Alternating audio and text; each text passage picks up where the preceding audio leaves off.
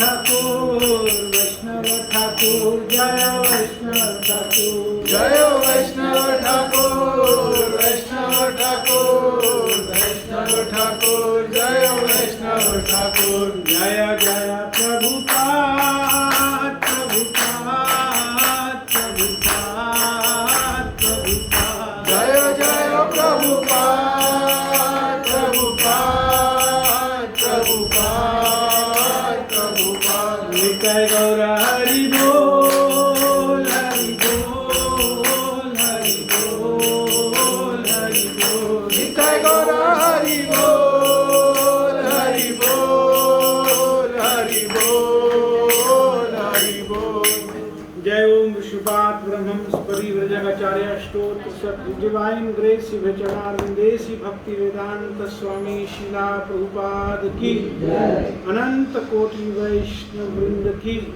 नामाचार्य शिलादास ठाकुर की प्रेम से कहो श्री कृष्ण चैतन्य प्रभु नित्यानंद श्री अद्वैत गदाधर शिवासादि गौर भक्त वृंद की श्री राधा कृष्ण गोपीनाथ श्याम कुंड राधा कुंड गिरिवर्धन धाम की मथुरा वृंदावन धाम की मायापुर नवदीप धाम की गंगामाई जमुनामाई की भक्ति प्रदायिनी तुलसी महारानी की श्रीमद् भागवतम ग्रंथ राज महापुराण की सभी एकत्रित भक्तों की जय जयकार हो सभी एकत्रित भक्तों की जय जयकार हो सभी एकत्रित भक्तों की जय जयकार हो श्री गुरु गौरांग की जय जयकार हो।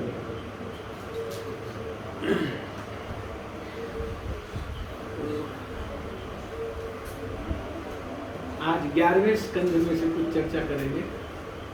श्रीमद् भागवत का 11वां स्कंद अध्याय 3 श्लोक संख्या 17 11-3-17 आप निकाल लीजिए जिस जिसके पास अपने अपने यंत्रों में है। ओम नमो भगवते वासुदेवाय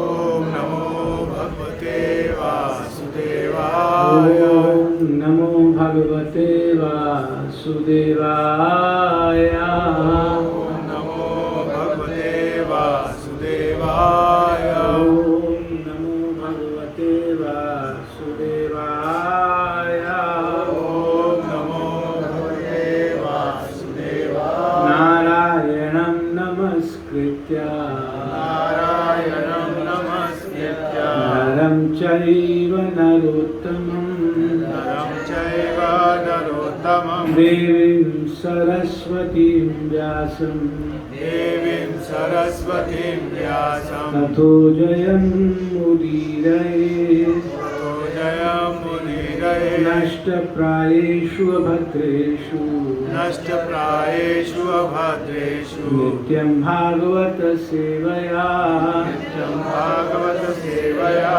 भगवतीरुत्तम श्लोके भगवती उत्तमं श्लोके भक्तिर्भवति नैष्ठिकी भवति नैष्ठिकी कृष्णाय वासुदेवाय कृष्णाय वासुदेवाय देवकी नंदनाय च देवकी नन्दनाय च नन्दगोपकुमाराय नन्दगोपकुमाराय गोविन्दाय नमो नमः गोविन्दाय नमो नमः हरे कृष्ण कृष्ण कृष्ण कृष्ण कृष्ण हरे हरे कृष्ण कृष्ण हरे हरे हरे राम हरे राम हरे राम राम राम हरे हरे राम राम हरे हरे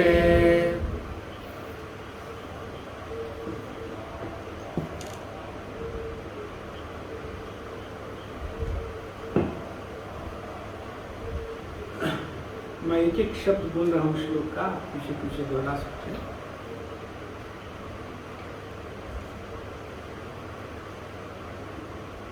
11-3-17 श्रीमद् भागवतम 11.3.17।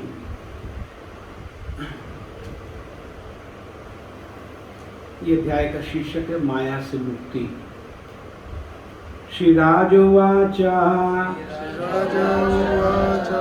यथैताम् यथैताम् ऐश्वरीं ऐश्वरीं मायां मायां दुष्करां दुष्कराम् अकृतात्मभिः अकृतात्मभिः तरन्ति तरन्ति अंजा स्थूलधियो स्थूलधियो महर्षे महर्षे इदमुच्यताम् इदमुच्यताम् श्रीराजोवाच श्रीराजोवाच यथैतामैश्वरीं माया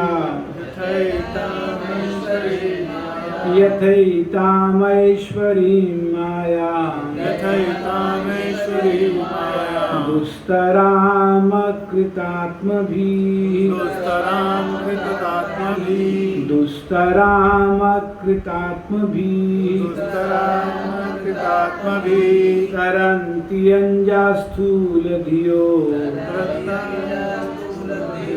तरन्त्यंजास्थूलधियो स्थूलधियो महर्षा इदमुच्यताम्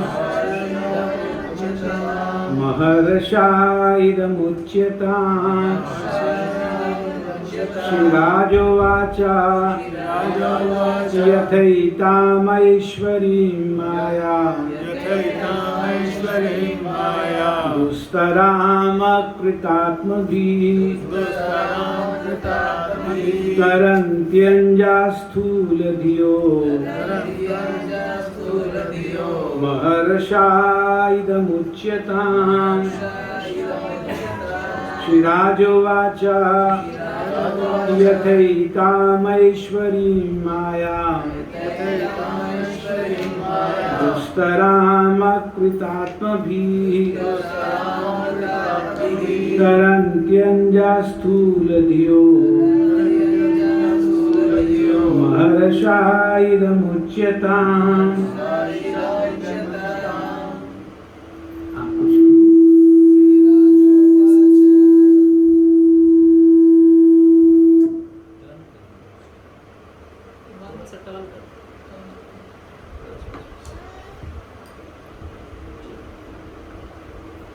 जी श्रीराजोवाच श्रीराजोवाच यथैतामैश्वरीं माया यथैतामैश्वरीं माया दुस्तरामकृतात्मभिः दुस्तरामकृतात्मभिः तरन्ति तरन्त्यंजास्थूलधियो महर्षैदमुच्यताम् यथैतामेश्वरीं माया यथैतामैश्वरीं माया दुस्तराम् कृतात्मभिः दुस्तरामकृतात्मभिः तरन्त्यञ्जस्थूलधियो तरन्त्यंजास्थूलधियो महर्षैदमुच्यताम् महर्षैदमुच्यताम्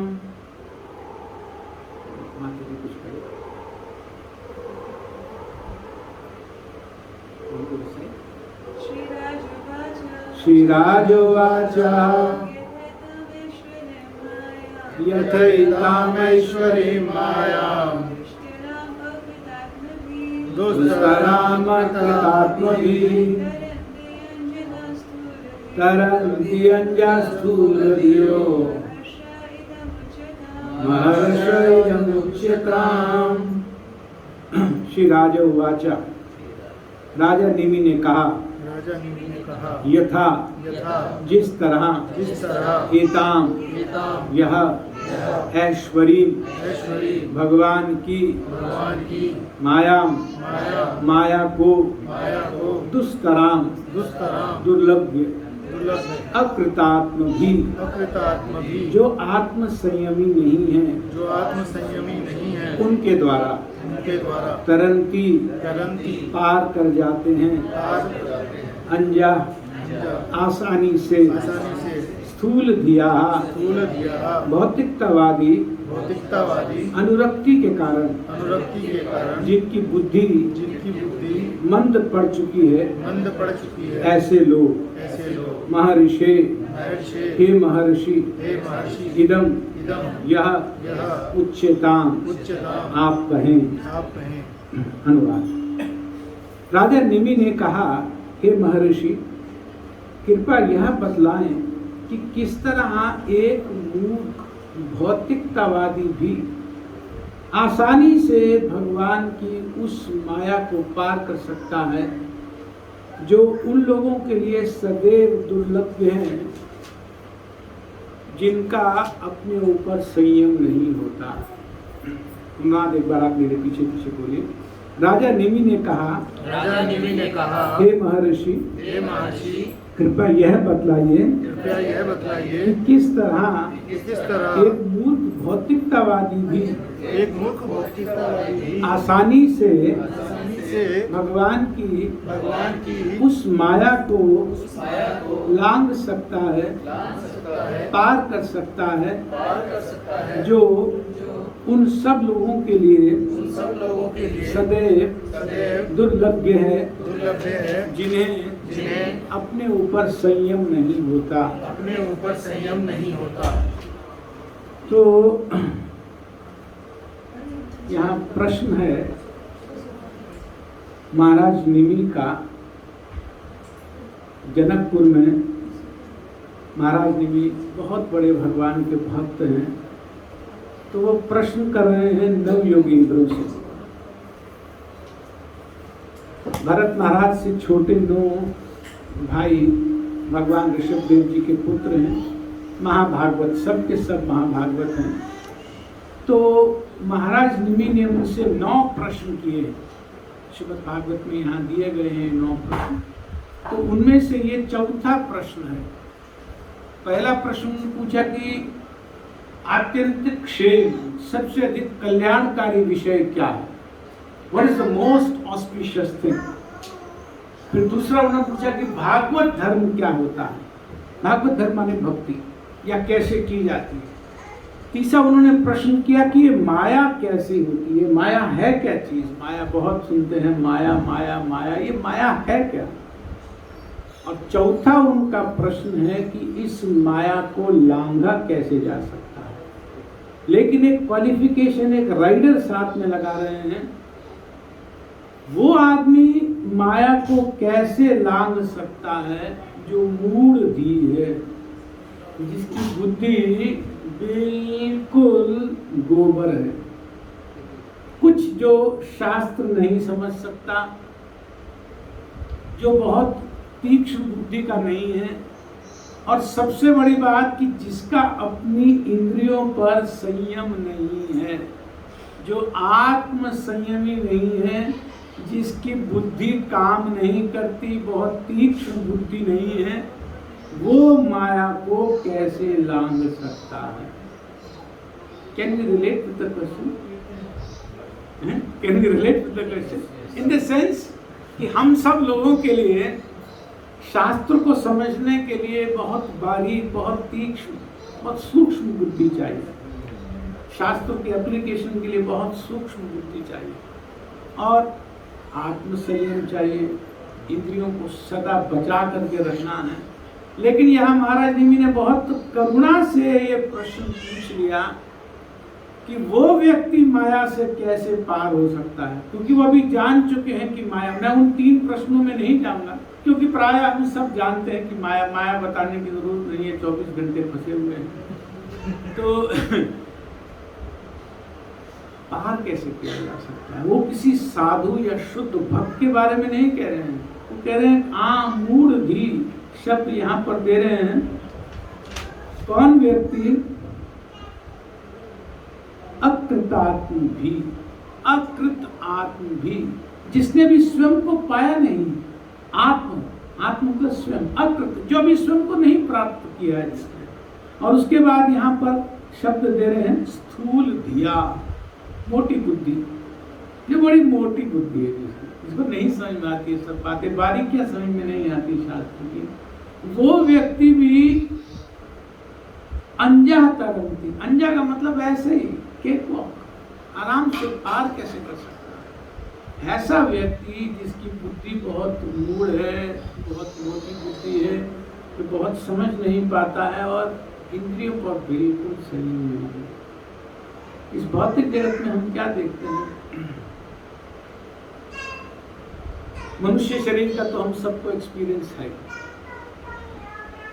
कहाँ पर दुख की कमी है, कहाँ पर क्लेश की कमी है, कोई ना कोई क्लेश सबके जीवन में लगाए हुआ है। तो मनुष्य जीवन के क्लेश का तो हमको पहले जीवन का तो नहीं पता, क्या थे, कहाँ थे, किस तरह का जीवन था, नहीं पता। लेकिन वर्तमान जीवन में जितनी हमारी आयु है उसमें से कम शुरू के 5-8 साल निकाल दो, नहीं पता रहता, बचपन में तो नहीं याद रहता। लेकिन जब थोड़ा सा होश आना शुरू होता है, जब 5 साल में, 7 साल में, 8 साल में, 10 साल में, जब थोड़ा सा चित्त इन चीज़ों में लगता है तो दुख एक कंटिन्यूअस धारा प्रवाह बन करके क्लेश, कंपटीशन, चैलेंजेस, कहीं ना कहीं सुबह शाम रात 24 घंटे की दौड़ धूप, कैट रेस, चाहे बच्चों से ले लो, स्टूडेंट जैसे बिटिया यहाँ बैठी हुई है, स्कूल में हो गया होगा बेटा, है कैट रेस शुरू हो गया होगा, रैट रेस, कैट रेस, पता नहीं सब चलता रहता है ना, बचपन से शुरू हो जाता और आगे अंत तक ये चलने वाला। ये बड़े को देख करके ईर्ष्या, छोटे को देख करके उस पर हावी होना, बराबर वाले को किसी तरह से नहीं, ये सब समाज का, इस भौतिक जगत का नियम है जो भौतिक जगत में मनुष्य शरीर में हम सब प्रायः देख रहे हैं, खूब इसका एक्सपीरियंस कर रहे हैं। तो कोई बताने की जरूरत नहीं है कि मनुष्य के शरीर में क्लेश, दुख, विपदाएं, कष्ट क्या है, तरह तरह की कुछ बात करने की जरूरत नहीं है। उसी तरह से जो निम्न योनियां हैं, पशु योनि है, हम कई बार देखते हैं, जैसे कुत्ते हैं तो दुत्कार खाते रहते हैं, ऐसे पूछ पीछे करके भाग जाता है ना। फिर कहीं पर खाने के लिए पशुओं को बहुत तकलीफ है, उनके घर में ऐसे जैसे हमारे यहाँ 15 दिन का राशन, 10 दिन का राशन ले आते हैं रवि डिपार्टमेंटल स्टोर से या कहीं से या किसी मार्केट से जाकर, तो वो सब सुविधाएं पशुओं के पास नहीं है। उसी समय खाना है जो, या उसी समय उनको तो अपने स्टोर भी नहीं कर सकते, स्टोर करेंगे कहाँ पर? पशुओं में तो इतनी बुद्धि भी नहीं है कि स्टोर कर ले, वो तो यही स्टोर करना जानते हैं बस, आगे कोई स्टोरेज की भी कोई, और फिर ये तो 2-4-6 घंटे 8 घंटे में खाली हो ही जाना है, फिर दोबारा भागा दौड़ी शुरू। अभी तो खूब मिल रहा है, फिर 2-4 घंटे में फिर वो भी वापस हुए, और फिर गाय भैंस से दुत्कार, अपने ही पशु वर्ग में आपस में खूब, एक कुत्ता दूसरे कुत्ते को देख ले बर्दाश्त नहीं कर सकता। हमारी सोसाइटी में आप बहुत सारे कुत्ते हो गए, पहले कम थे, अब तो बहुत सारे कुत्ते हो गए। मैं कई बार देखता हूँ सुबह मॉर्निंग वॉक करते हुए कि जो उनको पकड़ के जा रहे होते हैं उनको पता होता है कि अब इस कुत्ते का जो मेरे हाथ में है इसके साथ बैर है कि मैत्री है, वो पहले ही जज कर जाते हैं किसके साथ मैत्री का धर्म है। कि अब पता नहीं कौन सी साइकोलॉजी उनको अपने इस पेट की पता है कि वो जाने वाले से पहले दूर हो जाते हैं उससे। जैसे ना यहाँ से जा रहे हैं वहाँ आ रहा है तो पहले थोड़ा दूर हो जाते हैं, दोनों एक दूसरे को समझते हैं, भौं खूब अपनी टेरिटरी में वो नहीं आने देता। समान के साथ बैर बना हुआ है, जैसे मनुष्य शरीर में है, पशुओं में भी इससे कम नहीं। सारे योनियां इसी तरह से चल रही, तो हमारे दैनिक जीवन का हिस्सा तो एक्सपीरियंस हम रिलेट कर सकते हैं, लेकिन सभी योनियों में यही कहानी है। सभी योनियों में, वृंदावन में कई बार बंदरों में देखता हूँ, एक बंदर अगर किसी को कुछ भागता दूसरा भाग जाए, तीसरा उसके पीछे, बस यही चल रहा, सारा जीवन निकल जाता है भाग दौड़ में, कभी पेड़ के ऊपर, पेड़ के नीचे, दूसरे पेड़ पर नहीं, यहाँ पे उसके मुंह में डालो उसकी मुच्छी ना, बस सारा जीवन निकल गया। ये पशु योनि है। अब कोई कि नहीं उन्नत योनि में तो बहुत अच्छा होगा, देवताओं की योनि में तो बहुत बढ़िया होगा। तो यहाँ आकर के 2 श्लोक के बाद बोलते हैं कि इवन जो देवताओं की योनि भी है, देवताओं की योनि, हालांकि भोग की दृष्टि से अगर देखें तो देवताओं की योनि में मनुष्य योनि से हजारों गुना ज्यादा सुख की प्रवृत्ति, हजारों गुना ज्यादा सुख भोगा जा सकता है। हम क्या सुख भोगते हैं? देवता हमारे सुख को देख करके क्या बिल्ली कुत्तों की तरह सुख भोगते हैं? तो बिल्कुल वो बिल्कुल मानते नहीं कि सुख है, ये जरा सा जीवन उनके अनुसार। तो ये अभी पैदा हुए अभी मर रहे हैं, अभी पैदा हुए अभी मर रहे हैं, इसलिए इसको क्या बोलते हैं? मर्त्य लोग बोलते हैं। देवताओं के अनुसार ये मर्त्य लोग, ये मरते रहते हैं यहाँ पर, यहाँ सिर्फ मरते रहते हैं, उनको काम ही नहीं है।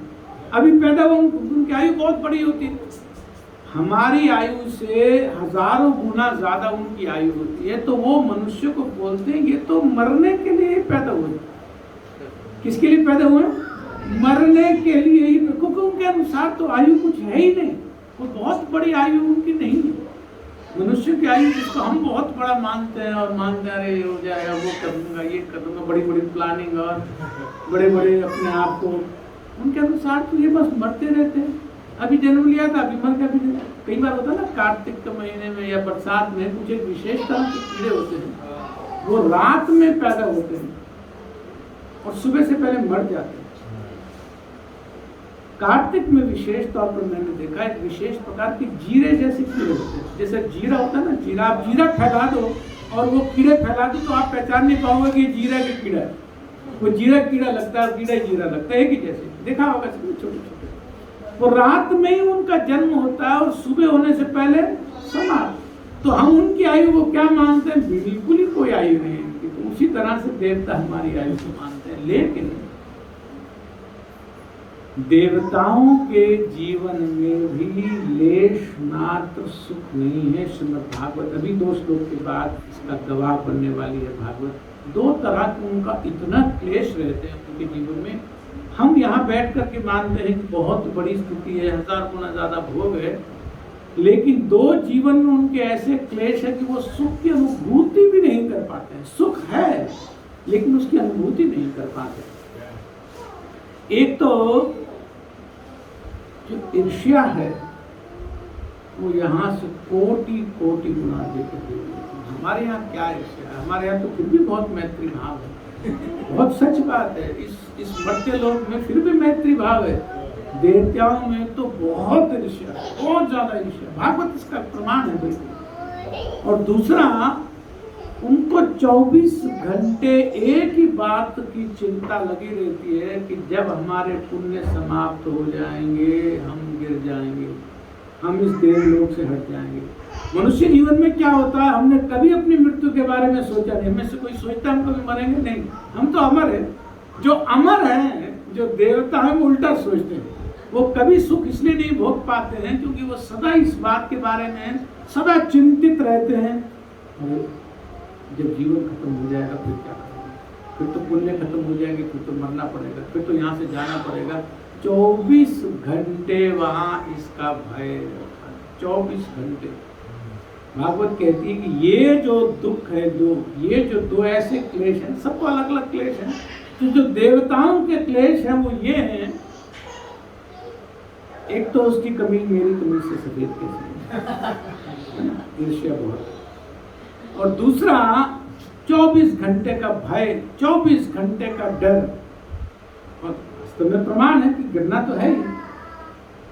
वहां पर कभी किसी का बाल सफेद नहीं होता, कभी किसी के दांत नहीं टूटते, कभी किसी को जुर्रियां नहीं पड़ती, कभी किसी की संतान भी नहीं होती।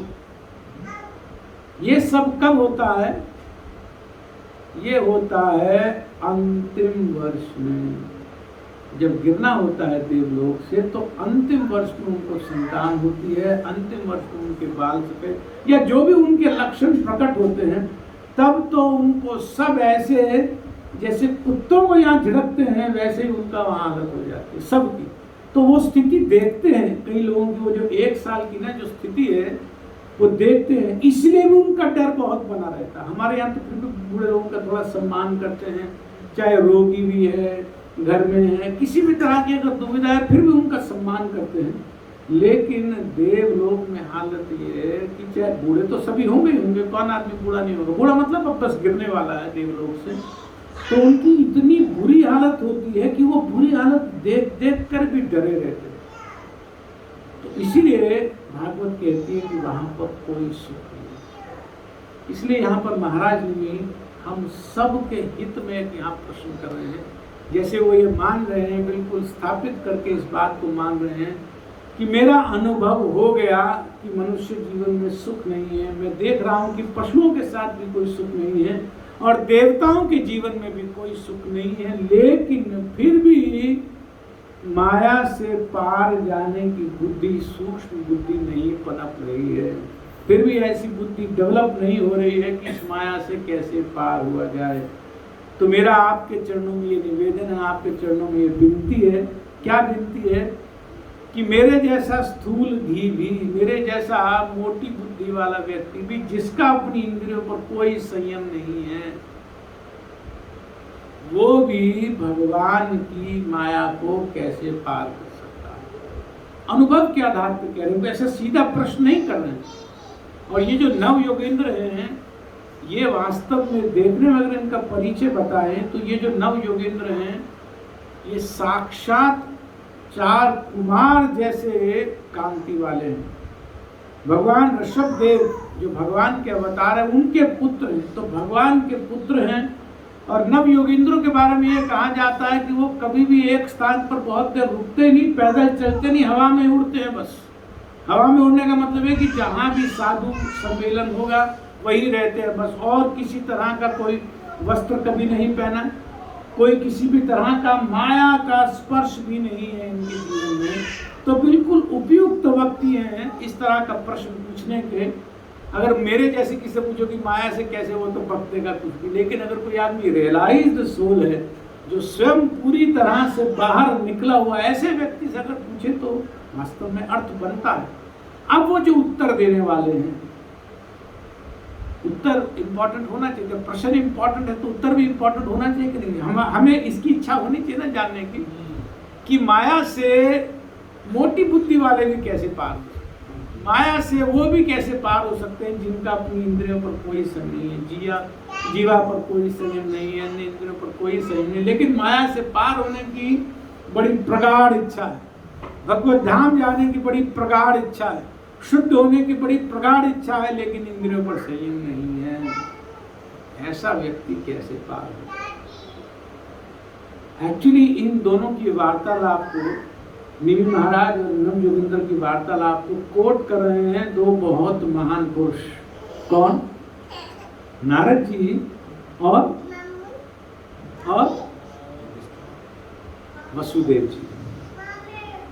भगवान अपने धाम जाना चाहते हैं, भगवान कृष्ण अपनी धरा सब लीला समापन करके अपने धाम जाना चाहते हैं। तो अब वसुदेव जी को चिंता हो गई। वसुदेव जी को चिंता क्या हो गई? नारद जी वहीं रहा करते थे। ऐसे तो नारद जी को शाप है। किसका शाप है? दक्ष जी का। दक्ष मुनि का शाप है। वो सब कथाओं को मैं जोड़ता जाऊंगा तो लंबा होता जाएगा। दक्ष के 10,000 और 1,000 11,000 संतानों को नारद जी ने भक्त बना दिया भगवान का। अब इनका काम तो है कि प्रोजनी करना है दक्ष जी को, उनको तो सृष्टि बढ़ानी है, और यहाँ वो भक्त बना करके भगवत धाम भेजने की तैयारी में पीछे लगे नारद जी। तो नारद जी को दक्ष जी ने शाप दे दिया कि अगर तू 1-2 दिन कहीं पे रुक जाता है ना तो तू भक्त बना देता है। तेरे को मैं शाप देता हूँ कि तू 1-2 दिन से ज्यादा कहीं रुकेगा ही नहीं। ऐसे आपस में संबंध में बड़ा क्लोज संबंध है दक्ष जी का और नारद जी का। लेकिन प्रोजनी बढ़ेगी कैसे, सृष्टि बढ़ेगी कैसे? अगर नारद जी जैसे ज्यादा हो गए तो सृष्टि बढ़ेगी? वो तो सीधा ऐसा ओम नमो भगवते वासुदेवा हरे कृष्ण भगवत धाम। तो उन्होंने सीधा शाप दे दिया कि ज्यादा दिन रुकने से पूरा सुनाना पड़ता है ना, सारा शास्त्र बताना पड़ता है, सार बताना पड़ता है, भूमिका बांधनी पड़ती है, लंबा प्रोसेस है। तो 1-2 दिन से ज्यादा अगर कहीं रुक नहीं पाएगा तो आदमी प्रचार कर नहीं पाएगा ज्यादा। तो शाप मिल गया कि तुम किसी एक जगह पर ज्यादा देर रुक नहीं सकते। लेकिन जब भगवान द्वारका में थे उस समय वहां वो महीनों रुक जाते थे नारद जी। तो क्या वहां दक्ष जी का शाप काम नहीं करता था? नहीं करता। दक्ष जी का शाप भगवत धाम में काम नहीं करता था, तो द्वारका में उनका शाप काम नहीं करता था, इसलिए खूब वहां रहा करते थे। तो शब्द आया कृष्ण दर्शन लालसा, कि कृष्ण की उपासना, कृष्ण के दर्शन की लालसा से नारद जी वहां रुक जाया करते थे। अब इधर जब ऋषियों ने शाप दे दिया यदु कुमारों को, भगवान कृष्ण या अन्य जो यदु थे उनके लड़कों को शाप दे दिया। क्या शाप दे दिया? कि सांब ने पूछ लिया था कि मेरे वो लड़की औरत बन करके गया था ऋषियों के पास, ऐसे मजे लेने के लिए, देखते हैं ये कितना सच बोलते हैं, बड़े साधु है। तो पेट में कुछ ऐसा कपड़ा सा बांधा, जैसे हम बचपन में स्कूल में था तो यहाँ कपड़ा में श्रृंगार बन जाते थे, वो प्याज लगा कर इसी तरह से पेट में डालते मोटा सा हो जाता है। तो ऐसे उसका मोटा सा पेट करके लेकर के गए। ऋषि में कौन कौन से थे? एक तो दुर्वासा ऋषि थे, बस एक ही नाम, एक नाम ही काफी है, बस एक नाम काफी है। बहुत सारे ऋषि थे, उनमें दुर्वासा ऋषि भी थे और भी बहुत, नारद जी भी थे। तो उनसे पूछ लिया, इसको लड़की औरत बना करके, गर्भवती बना करके कि गर्भवती स्त्री है, आपसे डायरेक्ट नहीं पूछ सकती, शर्म आती है इसको, लेकिन ये जानना चाहती है कि इसकी होने वाली संतान पुत्र होगी या पुत्री होगी। स्वाभाविक प्रश्न है, किसी भी माँ का हो सकता है, तो इसका प्रश्न आप उत्तर कर दीजिए ना। तो उनको पता तो लग गया कि हमारे साथ खेल कर रहे हैं। मैंने कहा कि बेटा बात यह है कि इसकी गर्भ से जो होगा वो तुम्हारे वंश का नाश कर देगा, जो मूसल होगा। मैं उस कथा में अब नहीं जा रहा हूँ। तो भगवान की सब प्लानिंग थी, बहुत सुंदर, यहाँ विस्तार से उसकी चर्चा है। और वसुदेव जी को पता लग गया कि अब भगवत धाम भगवान अपनी लीला संवरण करके वापस जाना चाहते हैं। अब उनको लगा कि मैं तो लुट गया, I got cheated, I got cheated. Why I got cheated? वो कहते हैं कि मैंने अपने पिछले जन्म में, पिछले शरीर में हजारों वर्ष तपस्या की अपनी पत्नी के साथ, सुत्पा और कृष्णगर्भा, तो सुत्पा थे। और मैंने बदले में उनसे क्या चाहा, भगवान जब प्रसन्न होकर प्रकट हुए, मैंने हजारों वर्ष बहुत घोर तपस्या की अपनी पत्नी के साथ, लेकिन बदले में क्या मांगा कि मुझे भगवान आपके जैसा पुत्र प्राप्त हो जाए। भगवान ने प्रसन्न होकर के दे दिया, स्वामी बन के आ गए। लेकिन अब तो समय पूरा हो गया, तो ही वॉज फीलिंग चीटेड कि मैंने वास्तव में आत्महंता जैसा, मैंने अपने आप से बहुत बड़ा धोखा कर लिया। मैं बजाय भगवान से ये मांगने के कि मेरे को भगवान जैसा पुत्र हो जाए, मैं ये मानता कि मैं आपका संग सदा सदा के लिए चाहता हूँ, मैं आपकी सेवा सदा सदा के लिए चाहता हूँ, मैं आपका सदा सदा धाम में आकर के सेवा करना चाहता हूँ। अगर मैं ये मांग लेता तो that would have been an eternal relationship with the Lord. मैंने कितना हजारों वर्ष की तपस्या करके अपने आप को वास्तव में धोखे में रख लिया। तो नारद जी के चरणों में जो भगवान के पिता हैं, वो बहुत दैन्य भाव से, बहुत करुणा भाव से, बहुत ह्यूमिलिटी में प्रश्न कर रहे हैं। जब उनके प्रश्न को नारद जी सुनते हैं तो वो तुरंत कहते हैं, जो तुम जानना चाह रहे हो वही प्रश्न निमि महाराज ने पूछा था, किनसे? नव योगेंद्र से। तो मैं बजाय तुमको डायरेक्ट तुम्हारे प्रश्न का उत्तर दूं, मैं उन दोनों की वार्तालाप तुमको सुना देता हूं, तो तुम्हारे सारे के सारे प्रश्न अपने आप उत्तर हो जाएंगे। ठीक है ना? तो उनमें से अब चौथा प्रश्न जो है ये कि माया को वो कैसे लांघ सकता है जो मूढ़धी है, जिसकी इंद्रियों पर कोई संयम नहीं है। ठीक है, समझ में आ गया ना? भूमिका पता चल गई। अब आगे चलते हैं। ये 17 नंबर का श्लोक है और 17 नंबर से आगे 21 से वो कहना शुरू करेंगे। कौन? अंतरिक्ष जी। नव योगेंद्र में से एक है अंतरिक्ष। एक एक भाई ने एक एक प्रश्न का उत्तर दिया। 9 प्रश्न पूछे, 9 भाइयों ने सीक्वेंस से एक एक। तो ये जो चौथा प्रश्न है, इसको अंतरिक्ष जी उत्तर दे रहे हैं कि माया से कैसे लांघा जाएगा। वो व्यक्ति कैसे माया से लांघ सकता है, लग सकता है, जो मूढ़धी है, जिसका अपनी इंद्रियों पर कोई संयम नहीं है। तो पहले 2-3 श्लोकों में ये जो अंतरिक्ष जी है, ये भूमिका बताते हैं कि वास्तव में तुमने बहुत अच्छा प्रश्न पूछा कि इस भौतिक जगत में कोई भी दुख से परे नहीं है, वो चाहे देवता है या किसी भी योनि में है, कोई भी दुख से परे नहीं है। इसीलिए को संस्कृत में क्या बोलते हैं? तस्मात्। जहां भी तस्माद आता है संस्कृत में, इसका मतलब क्या? कंक्लूजन की बात कही जा रही है। कुछ बात पहले 2-4 बातें कही हैं और अब कंक्लूजन की बात है। तो तस्मात का मतलब क्या, आप रिजल्ट बताने जा रहे हैं।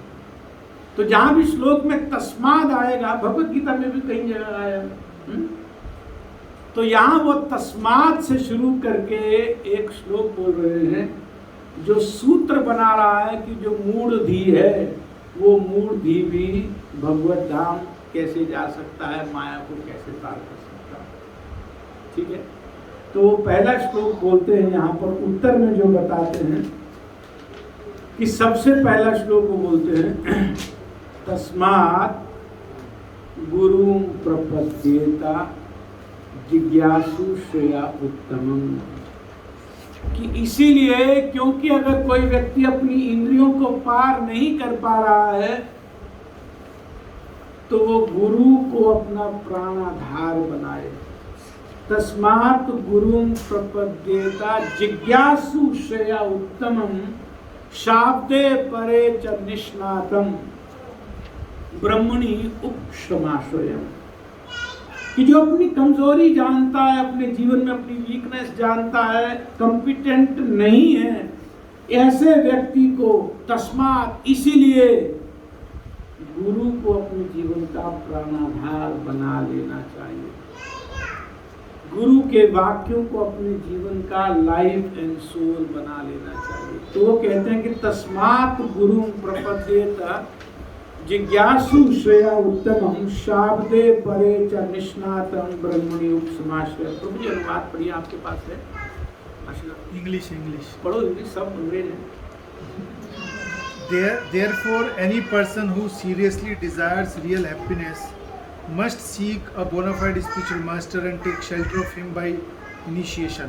हाँ, The qualification of a bona fide guru is that he has realized the conclusions of the scriptures by deliberation and is able to convince others of these conclusions. Such great personalities who has taken shelter of Supreme Godhead, leaving aside all material considerations, should be understood to be bona fide spiritual masters. बहुत अच्छा है। तो कहते हैं कि जो वास्तव में माया से पार होना चाहता है लेकिन इंद्रियों पर संयम नहीं है, तो उसको अपनी नाव का नाविक किसी को बना लेना चाहिए। हम खुद से तो अपनी नाव नहीं पार कर पाएंगे, तो लेकिन अगर कोई कुशल नाविक होगा, कोई एक्सपर्ट नेविगेटर होगा, एक्सपर्ट कैप्टन होगा, वो हमारी नाव को खे कर ले जाएगा, इस समुद्र से पार ले जाएगा। तो इसीलिए सबसे पहला वो बोलते हैं कि गुरु को अपने जीवन में शिरोधार्य करना चाहिए। लेकिन किस गुरु को? कि जिसने शास्त्रों के सार को बहुत मन में विश्लेषण करके, बहुत एनालिसिस करके, बहुत मनन मंथन करके जिसने सार को पकड़ रखा हो। शाब्दे परे, जो पर शब्द है माने जो स्पिरिचुअल नॉलेज है, निष्णात होना चाहिए, वो अच्छी तरह से उसमें नहाया हुआ होना चाहिए, पूरी तरह से एक्सपर्ट होना चाहिए। पहली बात तो क्या प्रूफ है कि वो नहा लिया है शास्त्रों के एसेंस में? तो कहते हैं कि उसकी इतनी योग्यता होनी चाहिए कि वो दूसरों को भी शास्त्रों के सार में नहला सके। जो अपने को नहला लिया है उसकी योग्यता का परिचय क्या है कि वो दूसरों को भी नहला सकता है। जिसने जो काम खुद कर लिया तो दूसरों को करवाने में उसे कोई कष्ट थोड़ी, कोई दिक्कत थोड़ी है। मान लीजिए मैं यहाँ से 25 किलोमीटर का रास्ता देख चुका हूँ कि ये पीछे कैसे कैसे मुड़ना है, मैं बता सकता हूँ पहले ऐसे आवा, वहाँ ट्रैफिक बहुत मिलेगा, वो रेल ये रेलवे से वहाँ से मैं बोल सकता हूँ कि इस तरह से प्रॉपरली पहुँच जाओ। तो उसका खुद का अच्छा सार पर पकड़ होनी चाहिए और दूसरों को भी वो कन्विंस कर सकता हो, सबसे पहली बात। और दूसरी बात, भगवान का तो पल्लू ऐसा पकड़ा हो उसने, ऐसा पकड़ा हो कि बस कुछ और जाए तो जाए, लेकिन भगवान का सहारा, भगवान का आश्रय उसके जीवन में कभी भी नहीं जाएगा। ब्रह्मणि उपसमाश्रयम, ऐसा सुंदर भगवान में उसकी श्रद्धा, ऐसा सुंदर सरेंडर भगवान के शरणों में उसका होना चाहिए कि वो भगवान को कभी नहीं छोड़े, किसी भी स्थिति में मेटेरियल किसी भी कंसिडरेशन पे वो भगवान को नहीं छोड़ सकता। एक बात। फिर आगे जो आकर के वो एक बहुत सुंदर बात कहते हैं कि ऐसे व्यक्ति को गुरु को समर्पण करने के बाद, इस तरह की जिसकी क्वालिटी गुरु की है, उसको समर्पण करने के बाद एक चीज का बहुत ध्यान रखना है, बहुत विशेष ध्यान एक चीज का रखना है, वो ये कि लोगों से व्यवहार कैसा होना चाहिए। मात्र गुरु को समर्पण करने से पर्याप्त नहीं होगा भागवत प्रणाम। दूसरा क्या है? दूसरा यह कि लोगों से उचित व्यवहार उसको करना सीखना चाहिए। अपने से बड़ों से कैसे व्यवहार करना है, छोटों से कैसे व्यवहार करना है, बराबर बात के साथ कैसे व्यवहार करना है। तो बड़ों से व्यवहार तो समझ में आता है कि उनको आदर देना चाहिए, बराबर वालों के साथ मैत्री का व्यवहार करना चाहिए। लेकिन जो छोटे हैं अपने से, वो जरूरी नहीं कि उम्र में छोटे हों, एक तो उम्र में छोटे होते हैं, दूसरे वो भी छोटे होते हैं। मान लीजिए हम किसी मार्ग पे चल रहे हैं, किसी सुरक्षित मार्ग पे चल रहे हैं, भगवत मार्ग पे चल रहे हैं, अभी इंद्रियों पर संयम नहीं है, मोटी बुद्धि, लेकिन मार्ग तो एक पकड़ लिया।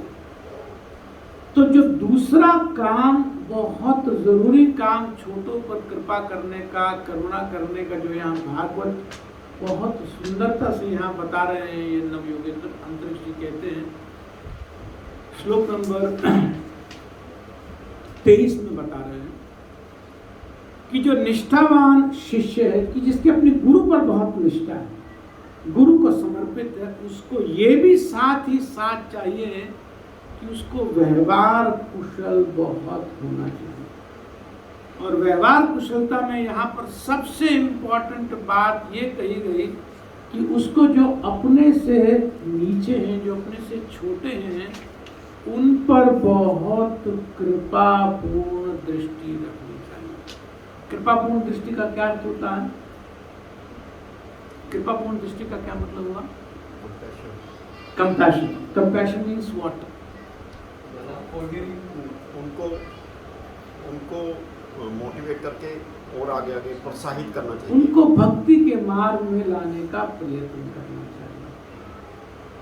तो एक योग्य तो बताई कि ऐसे, अब मैं ये नहीं कहूँगा बार बार मोटी बुद्धि वाले, जिसने अपनी इंद्रियों पर संयम नहीं किया, वो मैं बार बार नहीं कहूँगा। तो हमारे इस शिष्य की बात की जा रही है जिसकी वो सब क्वालिफिकेशंस हैं। कौन सी क्वालिफिकेशंस हैं? मोटी बुद्धि और इंद्रिय संयम। तो हम ऐसे शिष्य की बात कर रहे हैं। ऐसे शिष्य को अपने गुरु के वाक्यों पर पूर्ण निष्ठा रखनी चाहिए, लेकिन साथ ही साथ भागवत कहती है उसको व्यवहार कुशल होना चाहिए। और व्यवहार कुशलता में भागवत 23 नंबर के श्लोक में 3 अध्याय में बोलती है कि उस ऐसे व्यक्ति के लिए प्रचार अनिवार्य है। जितना उसने सीखा, जितनी उसने उपलब्धि प्राप्त की, क्यों? क्योंकि यहाँ पर बहुत अच्छी एक बात कही जा रही है कि उसके जीवन में होगा क्या, ऐसा करने से उसके जीवन में परिवर्तन क्या होगा। तो वो कहते हैं, यहाँ तात्पर्य में थोड़ा सा यहाँ पढ़ना चाहता हूँ, बहुत अच्छा यहाँ कहा गया। कहते हैं कि कृष्ण भावनामृत आंदोलन में हमारा यह व्यवहारिक अनुभव है कि जो लोग कृष्ण के संदेश का प्रचार करके अपनी दया को विस्तार दे रहे हैं, वे तेजी से आध्यात्मिक प्रगति कर रहे हैं और उनका जीवन दिव्य आनंद से पूरित हो जाता है। जो लोग कृष्ण भावनामृत आंदोलन के मिशनरी कार्यों में अरुचि होने से दया के गुण की उपेक्षा करते हैं, वे दिव्य आनंद से पूरित नहीं होते। दिव्य आनंद से पूरित ना होने से ऐसे व्यक्ति को अपने जीवन को इंद्रिय तृप्ति, मानसिक चिंतन, स्त्री संग, अनेक संसारी उपन्यासों, समाचार पत्रों, लिखा नहीं है, व्हाट्सएप, यूट्यूब सब जोड़ लेना चाहिए, पत्रिकाओं आदि के पठन द्वारा भौतिक आनंद से ही पूरित करने का भाव रहता है। जो हृदय है, जो मन है, यहाँ ये कह रहा है कि एक तो गुरु की शरणागति और दूसरा प्रचार। ऐसे विशिष्ट शिष्य को जिसमें ये दोनों योग्यताएं हों, अपने कल्याण के लिए, निज कल्याण के लिए भी इस मार्ग को, किस मार्ग को, करुणा के मार्ग को अवश्य अनिवार्य रूप से ले लेना चाहिए। भागवत इसका प्रमाण है। ये जो 23 नंबर का श्लोक मैं यहाँ पढ़ रहा हूँ इसका प्रमाण है। कोई कह के नहीं अभी तो हम भी शास्त्र पारंगत नहीं हुए, यह गुरु की बात थोड़ी की जा रही है। शास्त्र में तो पारंगत गुरु की क्वालिटी है। तस्मात् गुरुं प्रपद्येत जिज्ञासु श्रेया उत्तम शाब्दे परे च निष्णातम। शाब्दे परे च निष्णातम तो गुरु जी, हमें गुरु जी की क्वालिफिकेशन की बात थोड़ी कर रहे हैं। 21 श्लोक के बाद 23 आता है, तो 23 में कहते हैं कि उसको व्यवहार कुशल होना चाहिए। और व्यवहार कुशल में ये बहुत जरूरी है कि जो अपने से छोटे हैं, जो अपने से नीचे हैं, हीन हैं, नहीं तो हमारे सामने सामने सामने सामने हमारे जीवन में बहुत लोग ऐसे होंगे, मनुष्य योनि में बहुत लोग ऐसे होंगे जो हमारे सामने सामने अधम योनि में जाएंगे, है कि नहीं? किस बात से इनकार किया जा सकता है? हमारे सामने सामने, चाहे हमारे परिवार के, हमारे रिश्ते के, हमारे समाज के या दाएं बाएं, हमारे सामने देखते देखते जब तक इस मार्ग में कोई जुड़ेगा नहीं तो इस चक्र से बाहर नहीं आ सकता। जैसे मैंने एग्जाम्पल दिया, मनुष्य, पशु, देवता, ये सब एक ही बात है, कोई अंतर बहुत ज्यादा नहीं है। ये गोल्डन जेल या सिल्वर जेल या मेटल, सब बात एक ही है, कोई बहुत लंबा चौड़ा डिफरेंस नहीं है, बात एक ही है। लेकिन हमारे सामने ही सामने बहुत लोग अधम योनि में जाएंगे, जा रहे हैं, जा ही रहे हैं। तो कहीं कि नहीं भी तो मेरा जितना हो गया, जितना हमारा अपना जो जीवन को संवारने का एक बहुत बड़ा, अगर हम सोचते हैं कि हम अपने से माया से पार हो जाएंगे, फिर तो नहीं चाहिए, डेफिनेटली फिर तो ये मार्ग नहीं है। ये मार्ग उस व्यक्ति के लिए जिसको यह हृदय में अपना दर्पण दिखता है कि मैं कहाँ हूँ, मेरी क्या स्थिति है। अगर मेरी स्थिति ये दो गुणों से अभी प्रभावित हो रही है तो भागवत की बात को आंख नहीं बंद की जा सकती है। भागवत प्रमाणम अमलम, ये अमल प्रमाण है, ये अमल प्रमाण।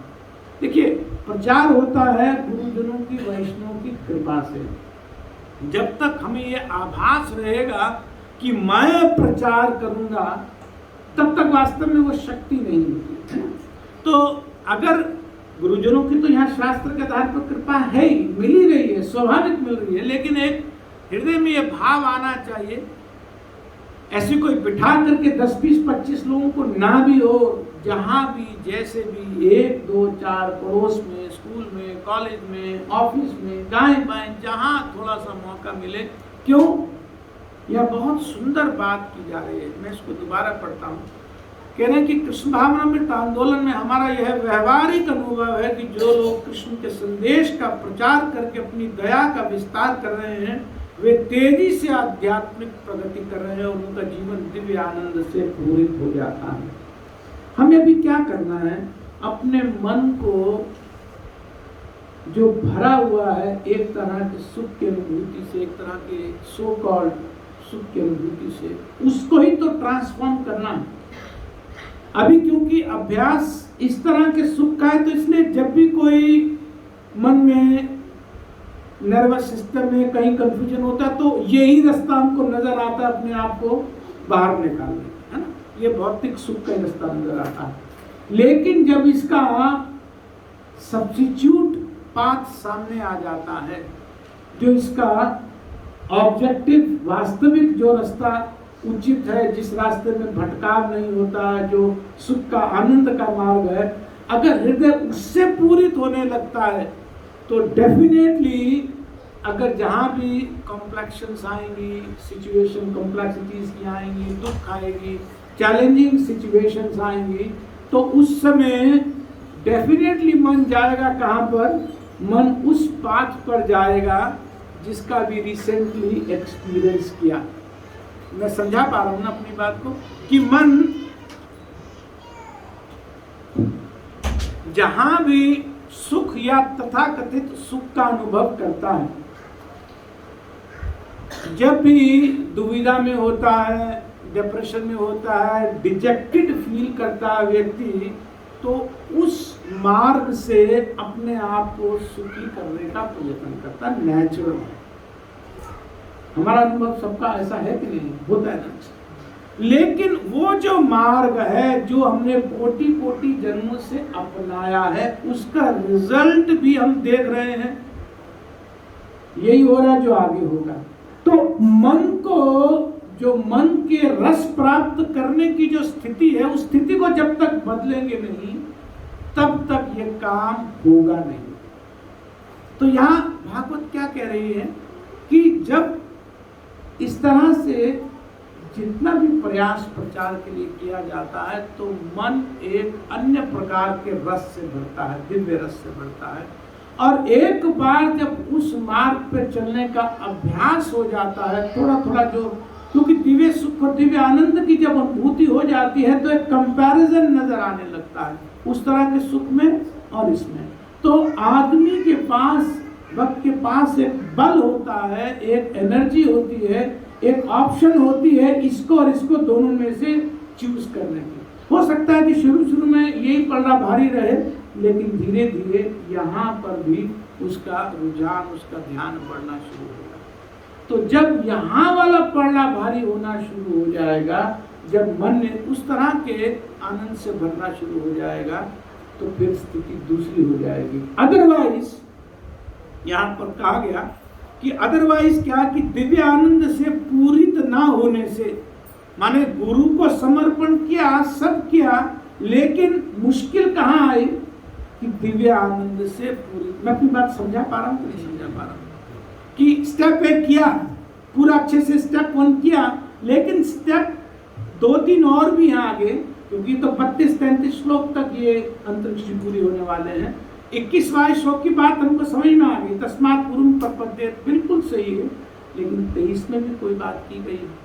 उसी तरह से आगे जा करके 4-5 श्लोक में वो शिष्य के गुण की बात करेंगे। अब फिर यही बात जो यहाँ उन्होंने बताई वापस उठाते हैं 30 नंबर के श्लोक से, 22 या जो भी नंबर हमने पढ़ा था ना, 23 नंबर था ये। तो 24, 25, 26, 27, 28 में शिष्य में धीरे धीरे किस तरह के गुण अर्जित हो जाते हैं, होने लगते हैं, समर्पण करने से और ये सब काम करने से। तो 5 श्लोक में वो शिष्य के डिफरेंट गुण वहां पर बताए। मैं उन पर नहीं जा रहा हूं, मैं प्रोसेस को डिस्कस कर रहा हूं।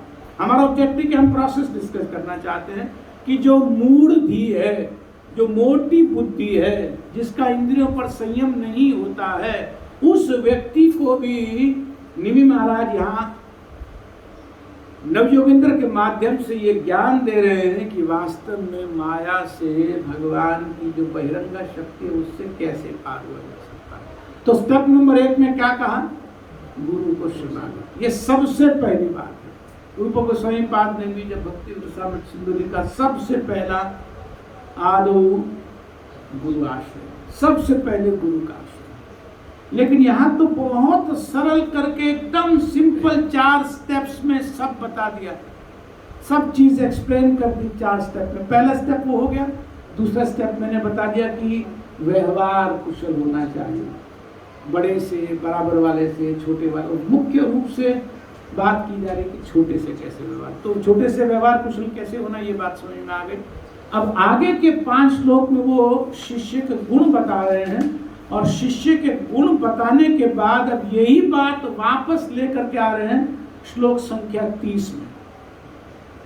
तो कहते हैं कि ऐसा व्यक्ति जो व्यवहार कुशल हो जाता है, अपने बराबर वालों के साथ, माने भक्तों के साथ कैसा व्यवहार करना है, वरिष्ठ के साथ कैसा व्यवहार करना है, और जो अपने से छोटे हैं, वो चाहे भक्त हैं या नहीं भी भक्त हैं, उनके साथ कैसा व्यवहार करना है। जब ये आ जाता है तो फिर तीसरे स्टेप में क्या होता है, यहाँ कह रहे हैं, मैं अब श्लोक नहीं पढ़ रहा हूँ, सीधा ट्रांसलेशन पढ़ देता हूँ। प्रभु जी एक बार आप 30 का ट्रांसलेशन पढ़ दीजिए, नहीं आप 29 का पढ़ दीजिए। One who desires his ultimate self-interest should cultivate friendship with those persons who have accepted Krishna as Lord of their life. One should further develop an attitude of service towards all living beings. One should especially try to help those in the human form of life, and among them especially those who accept the principle of religious behavior. Among religious persons, one should especially render service to pure devotees of the Supreme Personality of Godhead. ठीक है, तो जो 23 में कहा वही थोड़ा सा रिवर्डेड form उन्होंने यहाँ पर 29 में दे दिया कि जो अपना कल्याण चाहता है, क्योंकि अभी आगे कोई बहुत इंपॉर्टेंट बात वो कहने वाले हैं। तो वही बात पहले 4-5 श्लोक में, क्योंकि शिष्य के गुण आ गए थे, इसलिए उनको रिवेटलाइज किया, रीएम्फसाइज किया। जो पहले कहा वही बात कहा कि उसको व्यवहार अच्छे से भक्तों के साथ करना आना चाहिए। जब दूसरों के प्रति सम्मान की भावना आने लगती है, दूसरों के साथ एक समझ में आने लगता है कि ये मेरा अपना कल्याण का मार्ग है, दूसरों के साथ व्यवहार करने में दूसरे का ज़्यादा लाभ नहीं होता। अगर मैं अपने मन पर, अपनी इंद्रियों पर कंट्रोल नहीं कर पा रहा हूँ, लेकिन मुझे ये 2 बात समझ में आ गया कि मुझे गुरु को शरणागत होना है, दूसरी बात व्यवहार में कुशलता हो, दूसरों के साथ बिहेव प्रॉपर्ली करना है, साथ वालों के साथ, सीनियर्स के साथ और छोटों के साथ। छोटों में इंक्लूड करते हैं जो आम व्यक्ति है, भक्ति में नहीं है, उनके ऊपर करुणा। तो ये 2 काम किसी के हित के लिए नहीं करने हैं। इससे ऐसा नहीं मानना चाहिए कि इस पे बड़ा मैं प्रीचर हो गया या मैं सहायता कर, नहीं, मैं खुद जो डूब रहा हूं, मेरे अपना बाहर निकलने का ये मार्ग है,